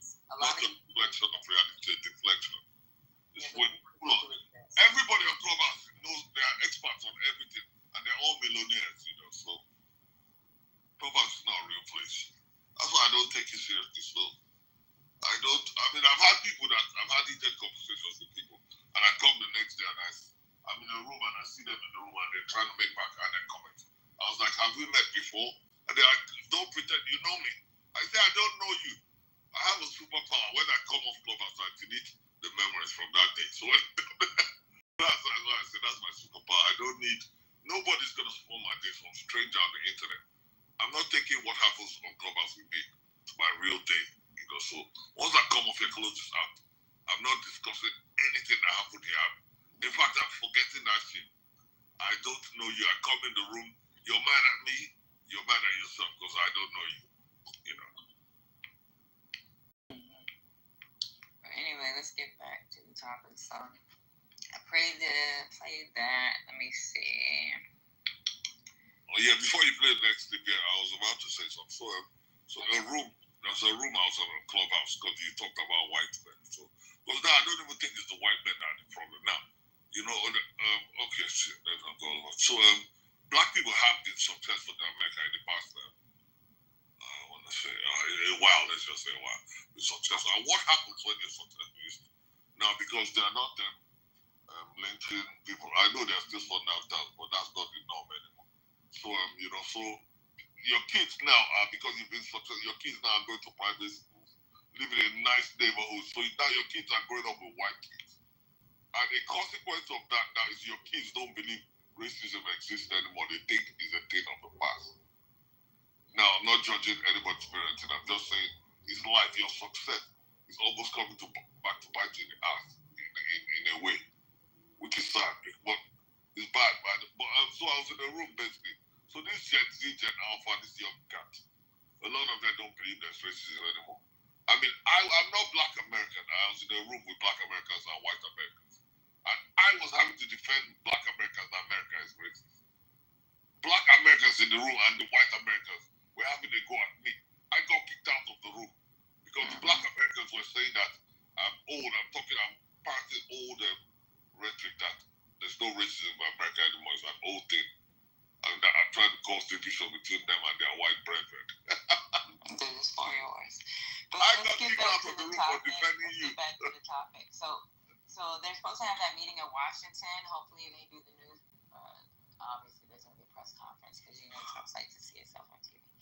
Yeah, That's supposed to be going to Washington. Well. It's supposed to be the European Commission President, Ursula von der Leyen. The German Chancellor, which is Friedrich Merz, and the Finnish President, as well as the French President. So it's going to be Emmanuel Macron and Alexander Stubb. So they also have the NATO chief that's supposed to be coming as well. So you got the Secretary General Mark Rutte. What's the meaning for? The NATO fellow. What did you say, Ed? What's the meeting for? They're supposed to be meeting about because Zelensky's going to Washington today. He's supposed to be here today. All right.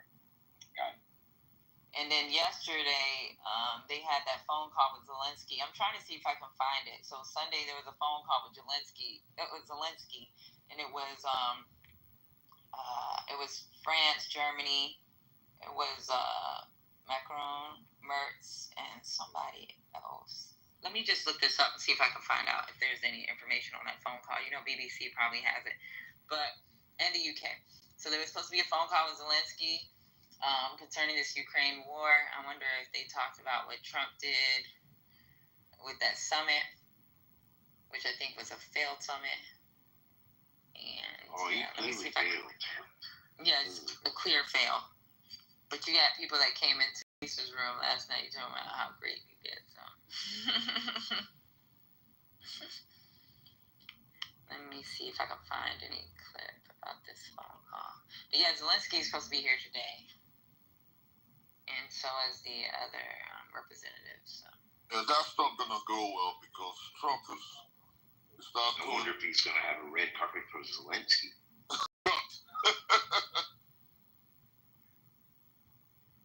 Actually, yeah, I'm wondering as well. Maybe you guys can tell me this. The people around Trump. I know we know Trump is a fucker, but who are the people around Trump? Why are they not? Or maybe they are, but no. Why are they not? I'm gonna say because they are responsibility. Why are they not? Because it's your job to make the president, to protect the president. Why are they not trying to help him out with some of the fuck ups he's making? That's what I wanna know. Hey Patty, you know you got Mel downstairs, right? Oh, my sis.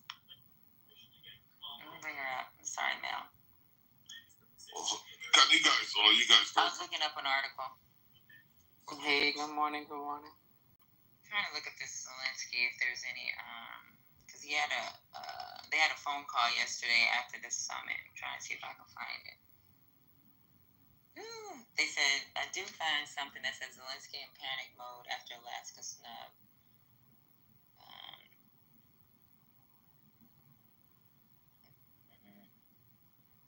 Okay, so let me see. Let's see what this is about.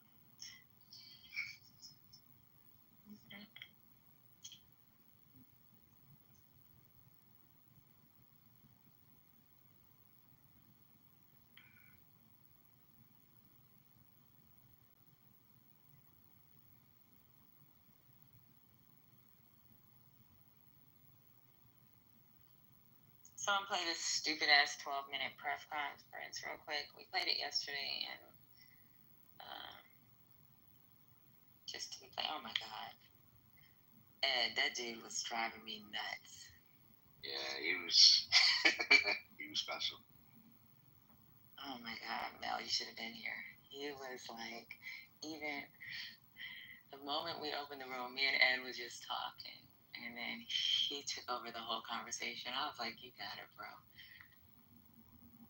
If you read the chat, this girl was like, you keep cutting her off. And I was trying to talk about what the topic is.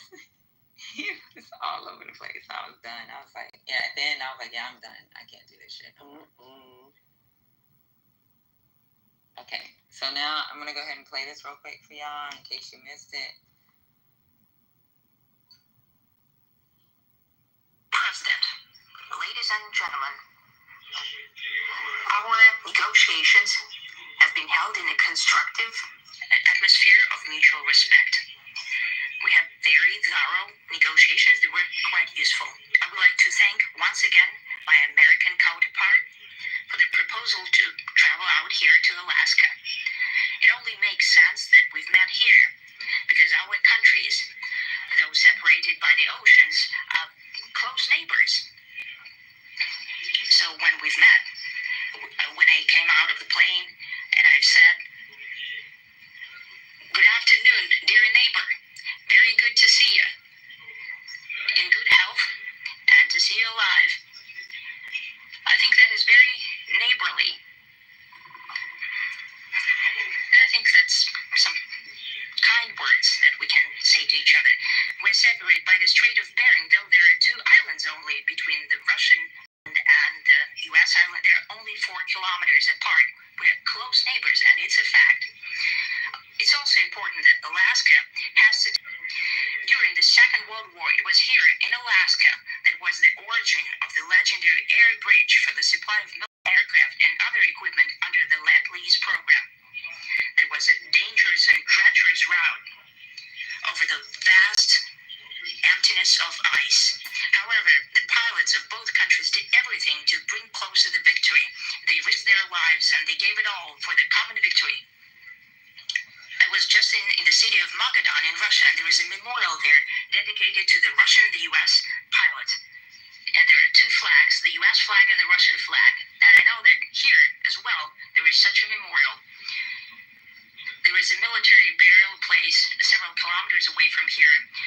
The Soviet pilots that buried there who died during that dangerous mission. We're thankful to the citizens and the government of the U.S. for carefully taking care of their memory. I think that's very worthy and noble. We'll always remember other historical examples when our countries defeated common enemies together in the spirit of battle camaraderie and allyship that supported each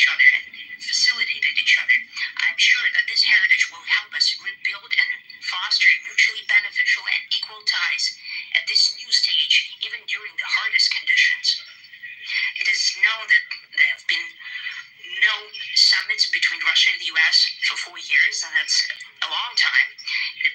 This time was very hard for bilateral relations, and let's be frank, they've fallen to the lowest point since the Cold War. I think that's not benefiting our countries and the world as a whole. It is apparent that sooner or later we had to amend the situation to move on from the confrontation to dialogue. And in this case, a personal meeting between the heads of state has been long overdue. Naturally, under the condition of serious and painstaking work, and this work has been done in general. Me and President Trump have very good direct contact. We've spoken multiple times. We spoke frankly on the phone.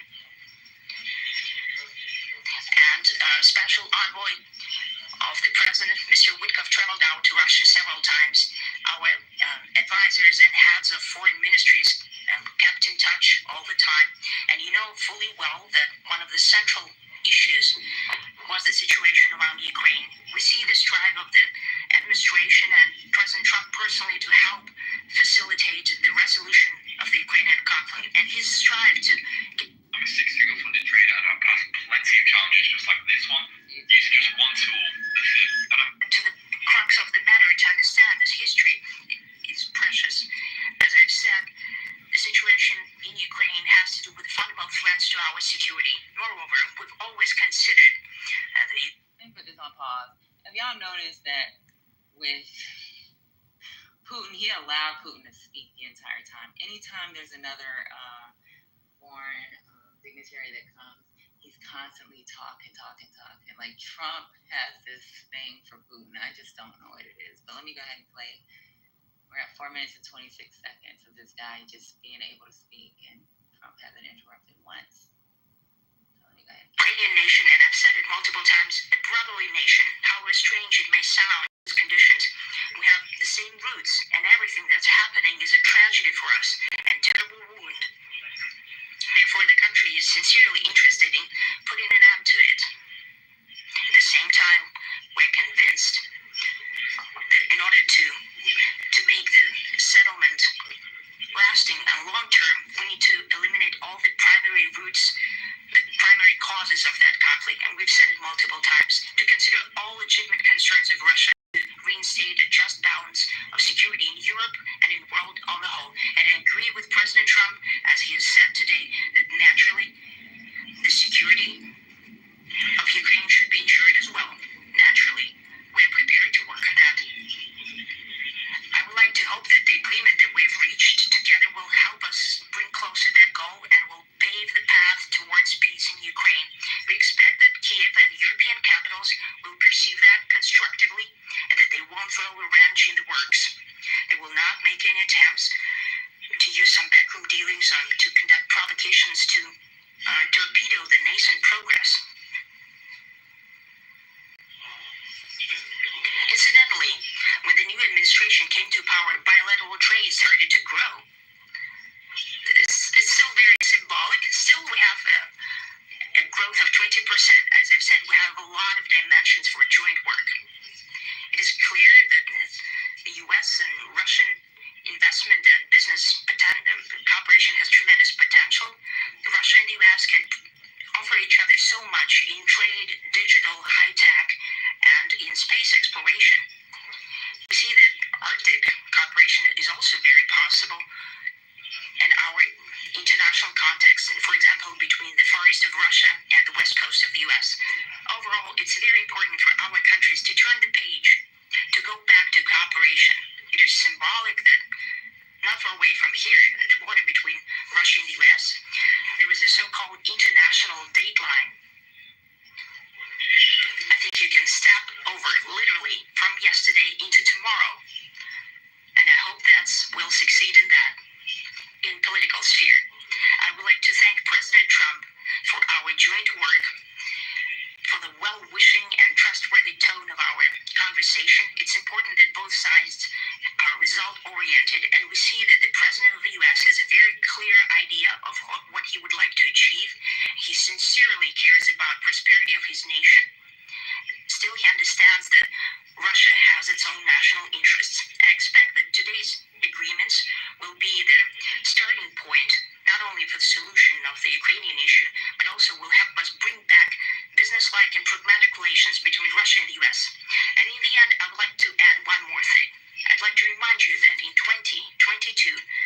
During the last contact with the previous administration, I tried to convince my previous American colleague that the situation should not be brought to the point of no return when it would come to hostilities, and I said it quite directly back then that it's a big mistake. Today, when President Trump saying that if he was the president back then, there will be no war, and I'm quite sure that it would indeed be so. I can confirm that. I think that overall, me and President Trump have built a very good, business-like, and trustworthy contact. And I have every reason to believe that moving down this path, we can come, and the sooner the better, to the end of the conflict in Ukraine. Thank you. Thank you. Well, thank you. So I'm gonna put a pause on that. Does anybody got any comments in reference to what Putin has to say? You can come up on stage if you want to. If not, I'm gonna go ahead and play the last 4 minutes.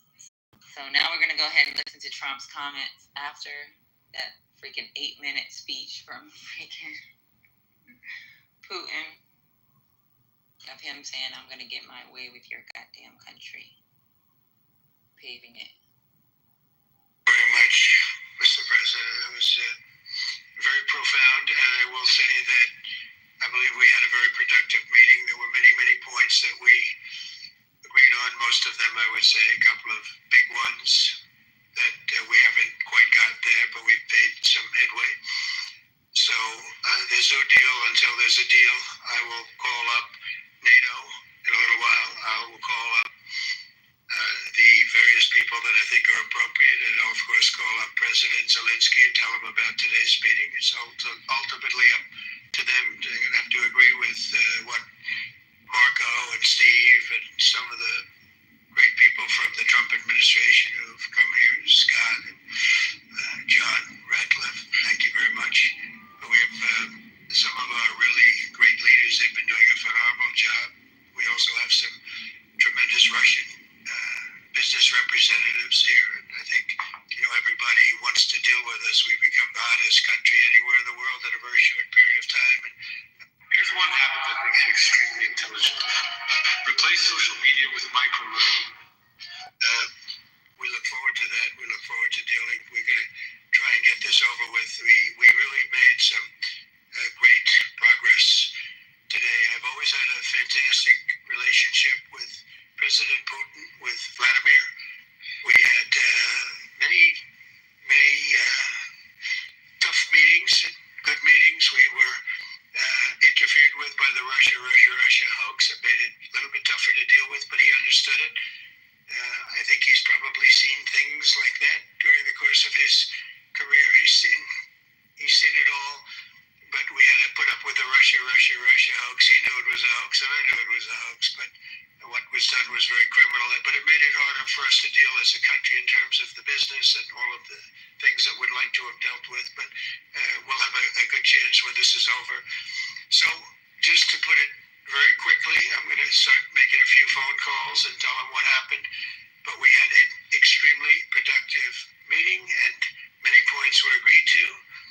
There are just a very few that are left. Some are not that significant. One is probably the most significant, but we have a very good chance of getting there. We didn't get there, but we have a very good chance of getting there. I would like to thank President Putin and his entire team, whose faces, who I know in many cases, other than that, whose faces I get to see all the time in the newspapers.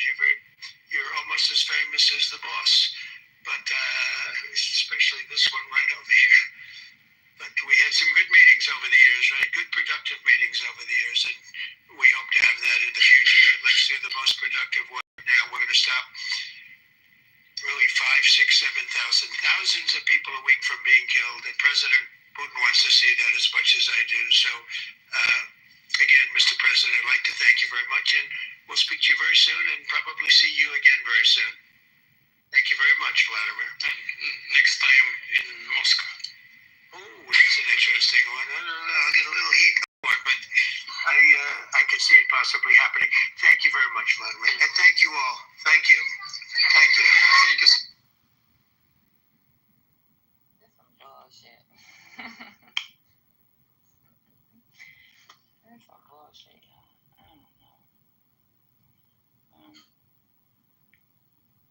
come up.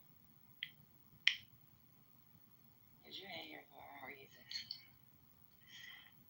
And no, I'm not going to argue with you because I don't really got a problem with Nathan. Just other people in this room I can't stand. But, yeah, this is retarded what's going on with our country as well as these other countries. How we fucking alienated our fucking allies. How we pretend that they haven't assisted us in a lot of these wars. What people don't realize, I don't give a fuck how small of a military they are. Every freaking deployment that I've been on, when it came to the Patriot missile systems, Canada was important in understanding and helping us work through it.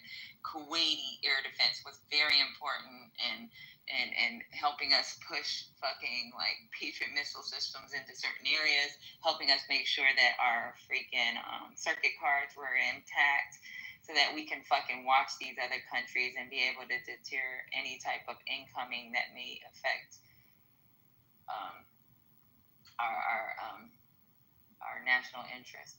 So like it's really weird for us to have a president that pretends that these countries aren't important because believe it or not, as big as and as much as we spend on our freaking Department of Defense, without our allies, we're nothing. Like those wars would have lasted longer. These people are fucking crazy.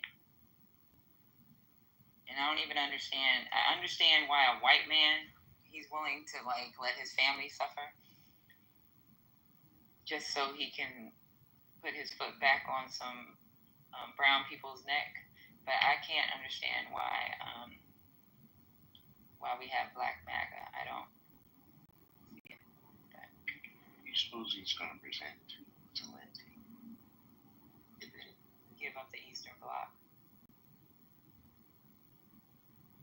Give up that land. Give him what he wants so that there's no war.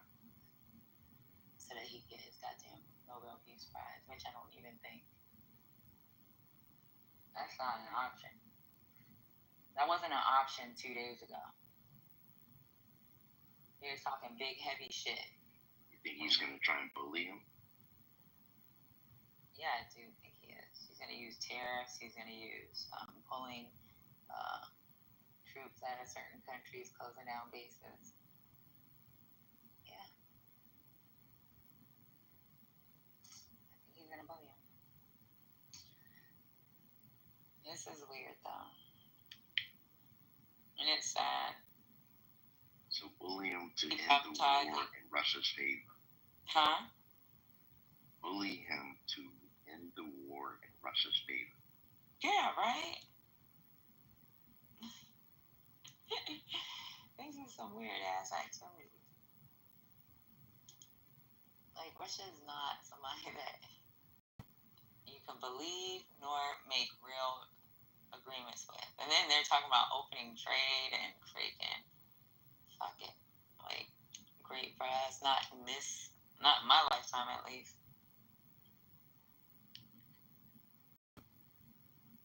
It's sad. It's really sad.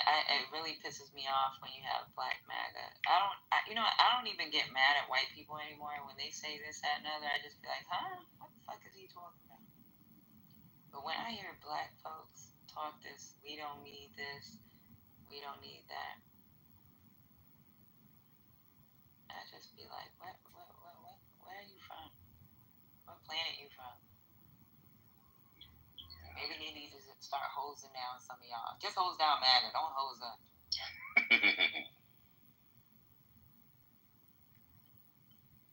I ain't buying to that.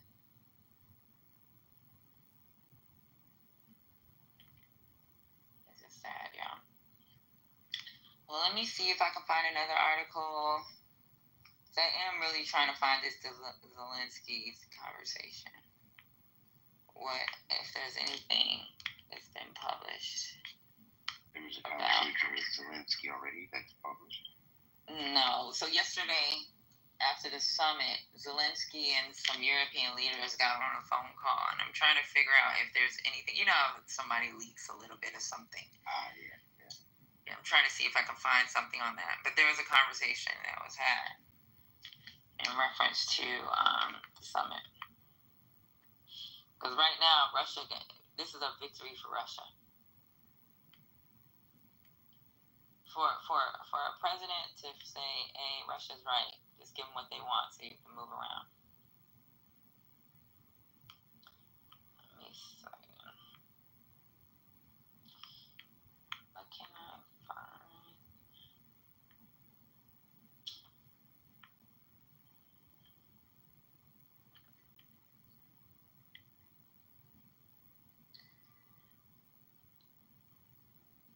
This is a lot.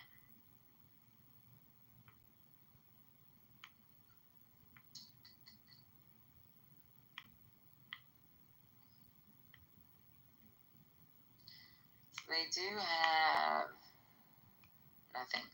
I do see where there's something about the European leaders to join Ukraine, Zelensky, for the White House meeting I was talking about earlier. Let me listen to it real quick. Give me 30 seconds.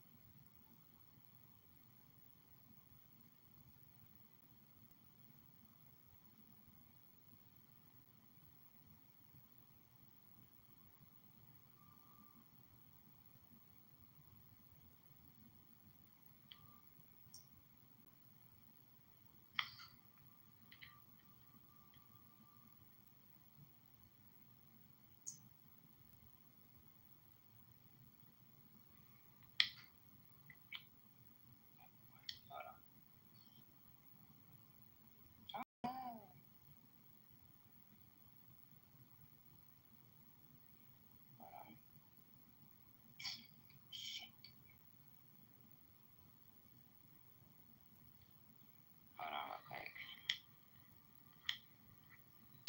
Let me go back.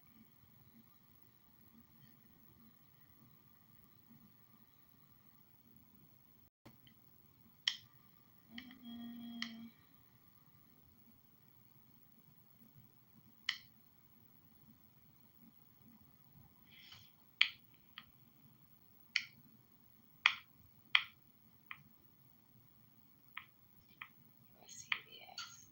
I hate when this happens.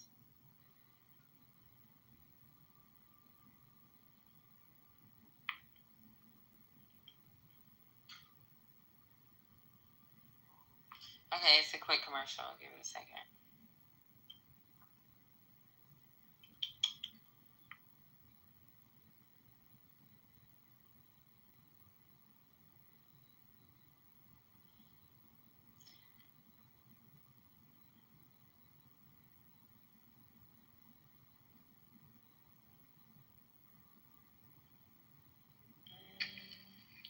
Yeah, we don't hear anything.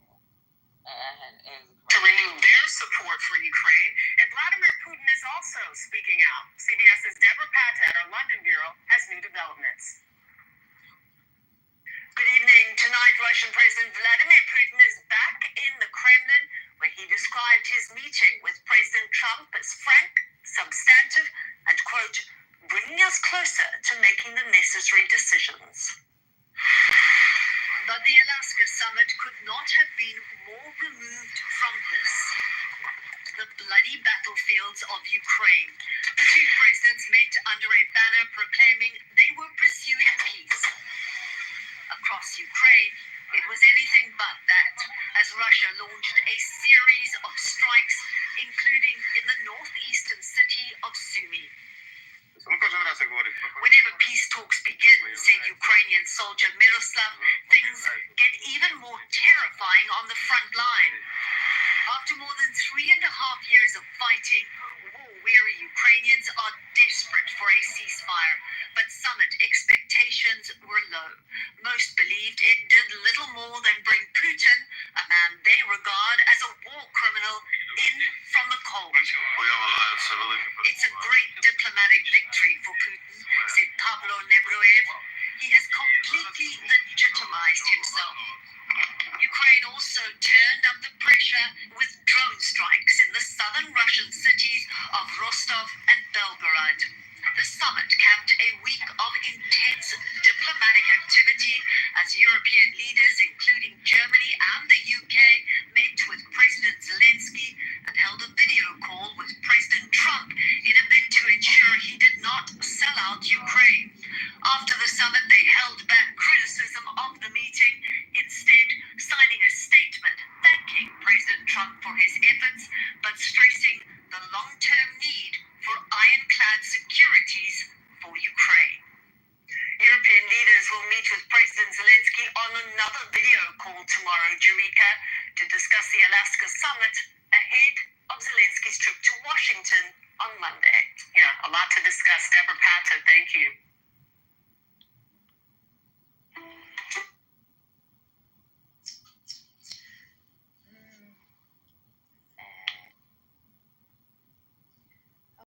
Hey, Sandra.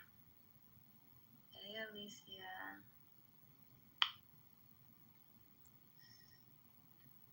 You been watching this shit show, Sandra? No, I'm just getting up. What's going on? What I miss? What Poodle do now?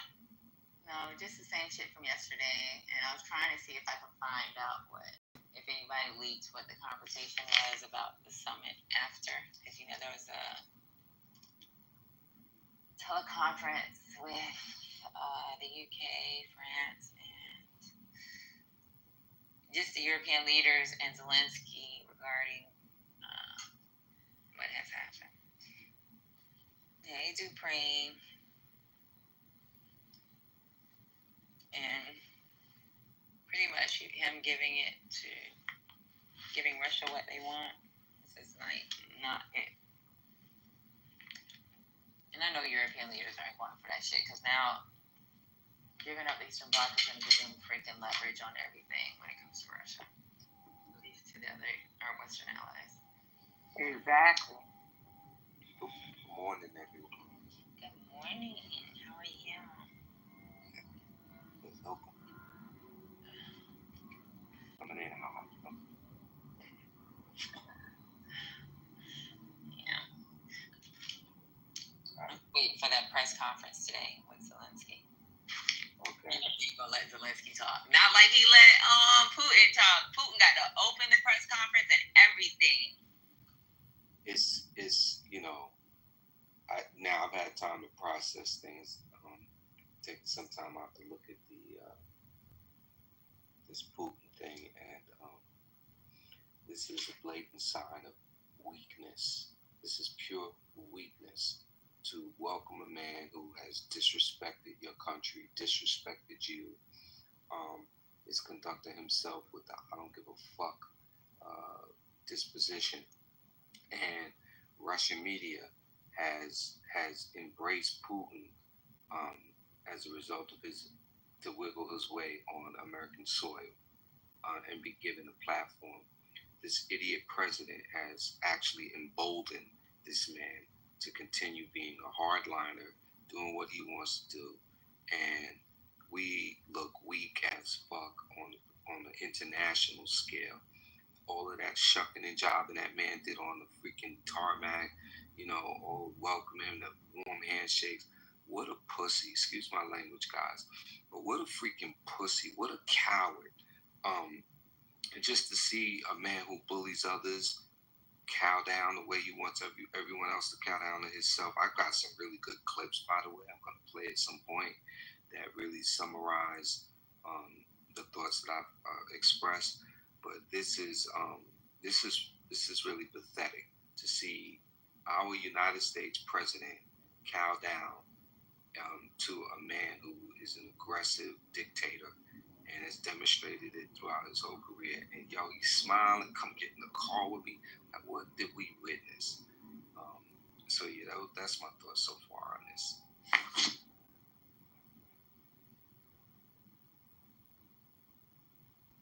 Yeah, the unfortunate part is he's probably going to push Zelensky really hard tomorrow to try and take, a horrible deal. It's today. No, it is tomorrow. It's tomorrow. You're right. It's tomorrow. The Zelensky meeting? Is it tomorrow? Zelensky is supposed to meet with Trump. What a freaking coward. Oh, man. And, so, yeah, I think, if I may, let me know, Mel or Patty, when I can play some clips. Go ahead, Barbara. All right, so this clip that I have, well, this is the first clip. This is Trump's claims that he would end the war within 24 hours, and that war has only gotten worse. And this is in Mr. Trump's word. Oh wait, I forgot about 2 years ago.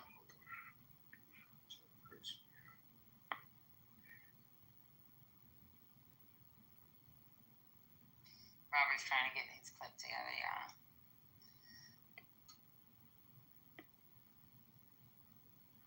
Between those two countries, it won't even take that long. Mark my words, I'll stop that war in 24 hours. I will have the horrible war between Russia and Ukraine totally settled. I'll have it done in 24 hours. I would have a deal done in 24 hours from the time we started. And even now, I could solve that in 24 hours. I can do it in 24 hours. I know both players, and I can do that in 24 hours. End the war in Ukraine in 24 hours. Yes, How would you do that? I know Zelensky very well. Before I even arrive at the Oval Office, I will have the disastrous war between Russia and Ukraine settled. It will be settled quickly. I will get the problem solved, and I will get it solved in rapid order, and it will take me no longer than 1 day. I know exactly what to say to each of them. I got along very well with them. I'll end that war between those two countries. I'll end that war. So suffice to say that didn't happen. And I have one more clip I'll play for now, because the room is still filling up. And this one is a good one. This is the Russian media celebrates Putin being greeted on American soil. And so here's the report.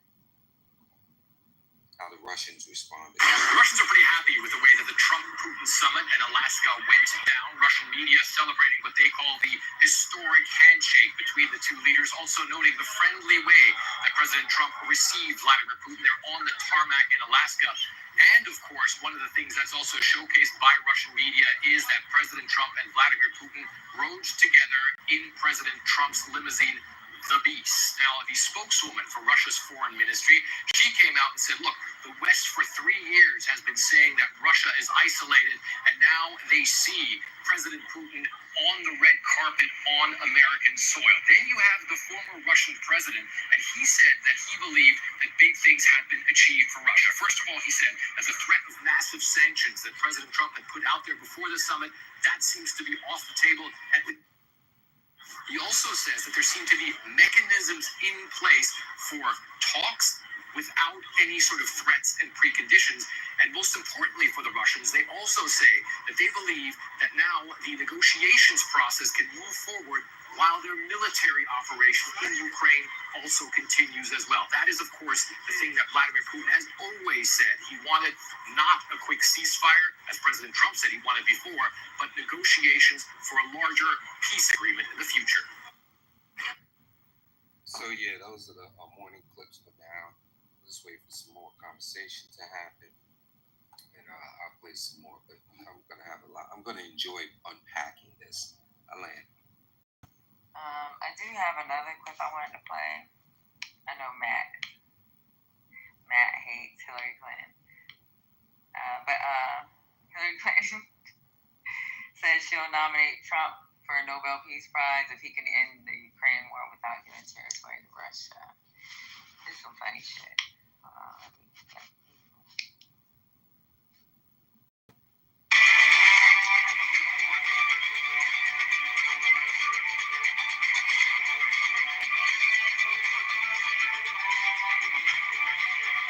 This is a CBS News special report. I'm John Dickerson in Anchorage, Alaska, alongside Margaret Brennan. President Trump and Russian President Vladimir Putin are here for a summit called to start the process of ending Russia's almost 4-year war against Ukraine. This is Putin's first meeting since Trump's re-election. Hold on. Let me look it up. But Hillary Clinton did say that she would nominate him. It was on some podcast called Raging Moderates. It's Jessica Tallows. Yeah, the conditions she listed though. She say like them she say shit. So, trying to see if I can find it. Here. I think this is it. Enjoy all that's possible with the original and most trusted car home automation system. Only control at your fingertips. But maybe this is the opportunity to make it clear that there must be a ceasefire, there will be no exchange of territory, and that over a period of time, Putin should be actually withdrawing from the territory he seized in order to demonstrate his good faith efforts, let us say, not to threaten European security. You know, look, if we could pull that off, if President Trump were the architect of that, I'd nominate him for a Nobel Peace Prize. Yeah, that was from a podcast she was on. Yeah, good luck. That's not gonna happen. He's trying to find the easy way out. Give him the territory so I can say that we made peace here in the country. I can't believe people are really biting into this shit. Yeah, it's wild. Like, just so welcoming of him. It's just, and I just saw how he did the handshake. That clip that I put in the chat. Yeah, look at how he posted Putin's hand to him. Like, Trump be trying all the tactics, man. I swear, this guy is something else, man. He's really something else. Piece of work, as they say. But,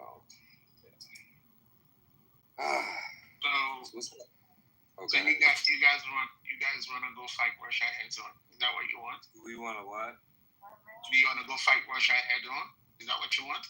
You want to go fight a war with Russia? Why? Okay. Why would anyone want to fight anything? Like, so why would you oppose the peace summit? I don't understand the criticism. Nobody opposes a peace summit, Matt. Nobody opposes a peace summit, Matt. Where the fuck did you get that from? No, I mean, I'm listening to the criticism of like, so oh my the God, criticism has to do with the criticism has to do with him saying that he wants to take the Eastern Bloc. That's it. That's it, bro. He already got it. So now, how do you take it back? Let me tell you what's crazy. And you know what? A lot of senior leaders agree with what I'm saying, okay? Because a lot of people have said this, and I'm talking about senior leaders within the Department of Defense. A lot of them believe that maybe there would have been a way for them to like deter what already happened because they have logistical issues in the beginning. They could have pushed them back. The same shit that we did like in other countries. Instead of like fighting a war, push them out of the country. That's what should have been done, period. But it didn't happen. Right, it didn't happen. So now we're fucked there. So guess what needs to happen? Our allies, as well as the United States military, needs to fucking push them out of fucking Ukraine, period. That's not gonna happen, Patty, and you know it. Matt, it's not gonna happen because we have a Trump as a president, and a lot of people are like, it's gonna happen no matter who you have as a president without a greater war. Matt, let me ask you a question. Do you feel comfortable with knowing that a dictator is taking over lands in another country and he will only increase his aggression? Do you realize that he invaded another country? Why do you try to paint this picture and take us down this fucking distraction rabbit hole that we fight and all of that nonsense? See, this type of shit and this type of thinking that you have. No. Let me ask you a question. Are you okay with naked aggression? Are you okay with it? No, I'm not okay with naked aggression. This is why I'm against U.S. imperialism. You see, if you know the actual history of this conflict, you would understand the role that the United States played in it. If you knew the actual history of this conflict, you would understand the role that American imperialism plays in it. And you would have looked in the mirror. I'm not going to give you guys a history lesson every time I come on the stage regarding this war. Let me tell you what I do know, sir.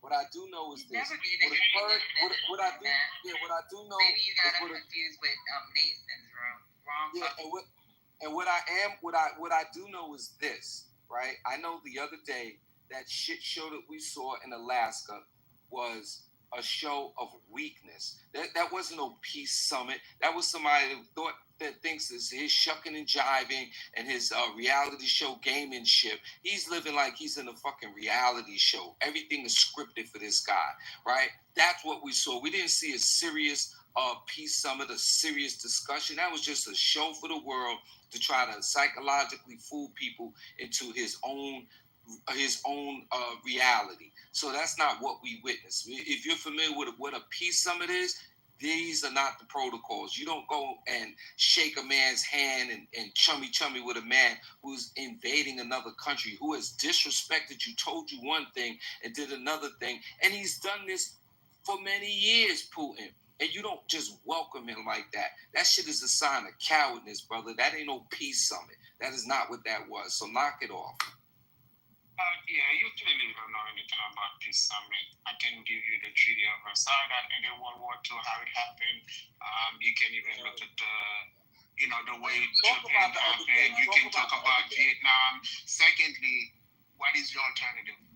What is your alternative? The alternative is to surround yourself with your military and your intelligence apparatus and conduct the meeting from that standpoint. Have those that know and understand the intricacies and the history militarily and geopolitically by your side as you go forward to bring solutions. Yeah, that would be a war meeting. That would be a war meeting. If you want to have a peace summit, you don't have it with the adversary. So you're gonna line up your military and your intelligence to have a peace summit with yourself? I didn't say that. That's not what I said. Listen to yourself. What is your alternative? What is your alternative to this peace summit? To have an intelligent approach which shows strength. Yeah, give us some detail. Give us some detail. Are you gonna sit down with Russia at some point to discuss it? Or are you just gonna bring your military to them? This is not the first time, though. This is crazy. Man, what is going on here? Yeah, you just wait, hold on real quick, Dufresne. Matt, don't act like there hasn't been various summits with him. These peace summits is not something fucking new. Now, if you want to suck a dick, just say that. But this is not what this is the conversation that happened yesterday was not what was supposed to happen, at least to help the people from Ukraine. Well, we don't know. We all agree diplomacy has to happen, but not with Putin. Putin is not the guy. He proved it over and over again. Hold on, Patty, who are you doing it with? There was a fucking summit a couple months ago. Patty, what did Russia do? They didn't show up. They didn't want to participate. Yeah, because they're in a position guess what? of The power. agreements that were made were just fucking symbolic agreements. Right, because he was not going to be there. If he does not get his way, he does not want involvement. So yes, because they are direct in a position engagement of power. with him has to be sucking his dick. Because he's in a And position that's of what power, Trump is Patty. doing. Sucking a dick so he can for a fucking piece of paper. Patty, For a fucking peace prize. they are At in the a position expense of a power. sovereign country. So They what the are in a fuck are you talking about? You They think are- we don't believe in peace summits? You think we don't believe in diplomacy? My father used to work for the State Department. You think we don't believe in this shit? I fucking been in 6 deployments. You think motherfuckers want to see people lose their legs? You think you want to see soldiers die? Nobody wants to see that. This guy is not the man. So don't come up here with your fucking fake ass because of the shit that your family has dirty hands too. So while you sit up here trying to act like you're the fucking peacekeeper of the world, you're not a good guy. You're a fucking I think you're an intelligence guy, right? But I think you take some of your intelligence and you fucking use it for the worst. Okay, bye. I guess you're gone.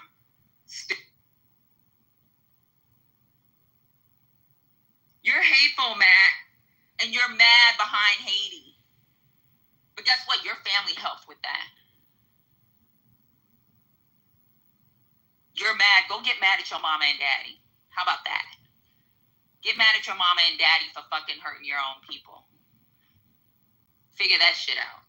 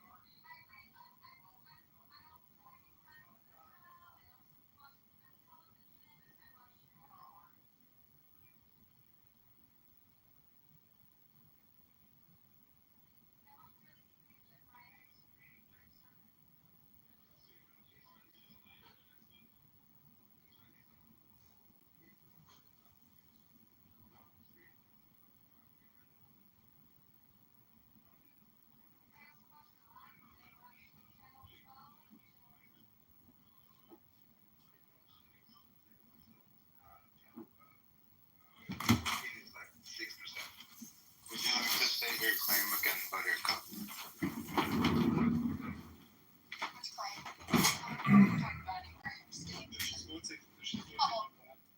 My point is that there are. I never said that. Stop putting words in my mouth. My point is that there is terrorism. There exists Jewish terrorism exists, and it's okay to talk about it. First of all, I tell you what. When we had the terrorist, he was not celebrated. He's in the government. But convicted terrorists is in the government. You know what? I want to talk to you about this. Hold on, everybody, please. I want to talk to you about this because now I think you're exposed.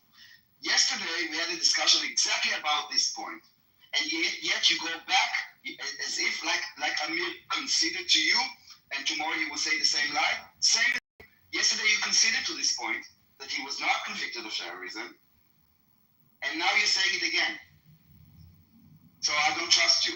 You know, you never said I agree with you. That he's not a Kahanist because he claims to be a Kahanist. You said now that he was a convicted terrorist, did you not? He was 8-time convicted. He had 8 convictions against him. What are you talking about? By Israel. Buttercup, was he convicted ever for terrorism? Yes or no? Because we had the discussion yesterday. I don't know. Let me look up the charges and post a link because I don't know the exact charges. So why do you say that he was convicted of the terrorist? Hold on, I don't understand. So you say that he was convicted of terrorism, and now when I ask you about it, then you want to go. Involved in settler colonist violent activity. Was he convicted as terrorist, as you said? Yes. Did you say something that was true or false? Was it a violent crime? It depends how you define terrorism. Buttercup, listen to me. English is your first language, it's not mine, okay? You said a minute ago, he's a convicted terrorist, okay? Was it true or false, what you said? Is he a convicted terrorist, yes or no? Did you say something truthful or not? That is my question. It's a simple yes or no question. Anything else means that it's a no, I lied. If you need to explain yourself, it means that you didn't say something that was true. Is he convicted terrorist, yes or no? And I'm not a Ben-Gvir supporter, I'm a supporter of truth. He's convicted of inciting racism, so he's inciting violence. Yes or no?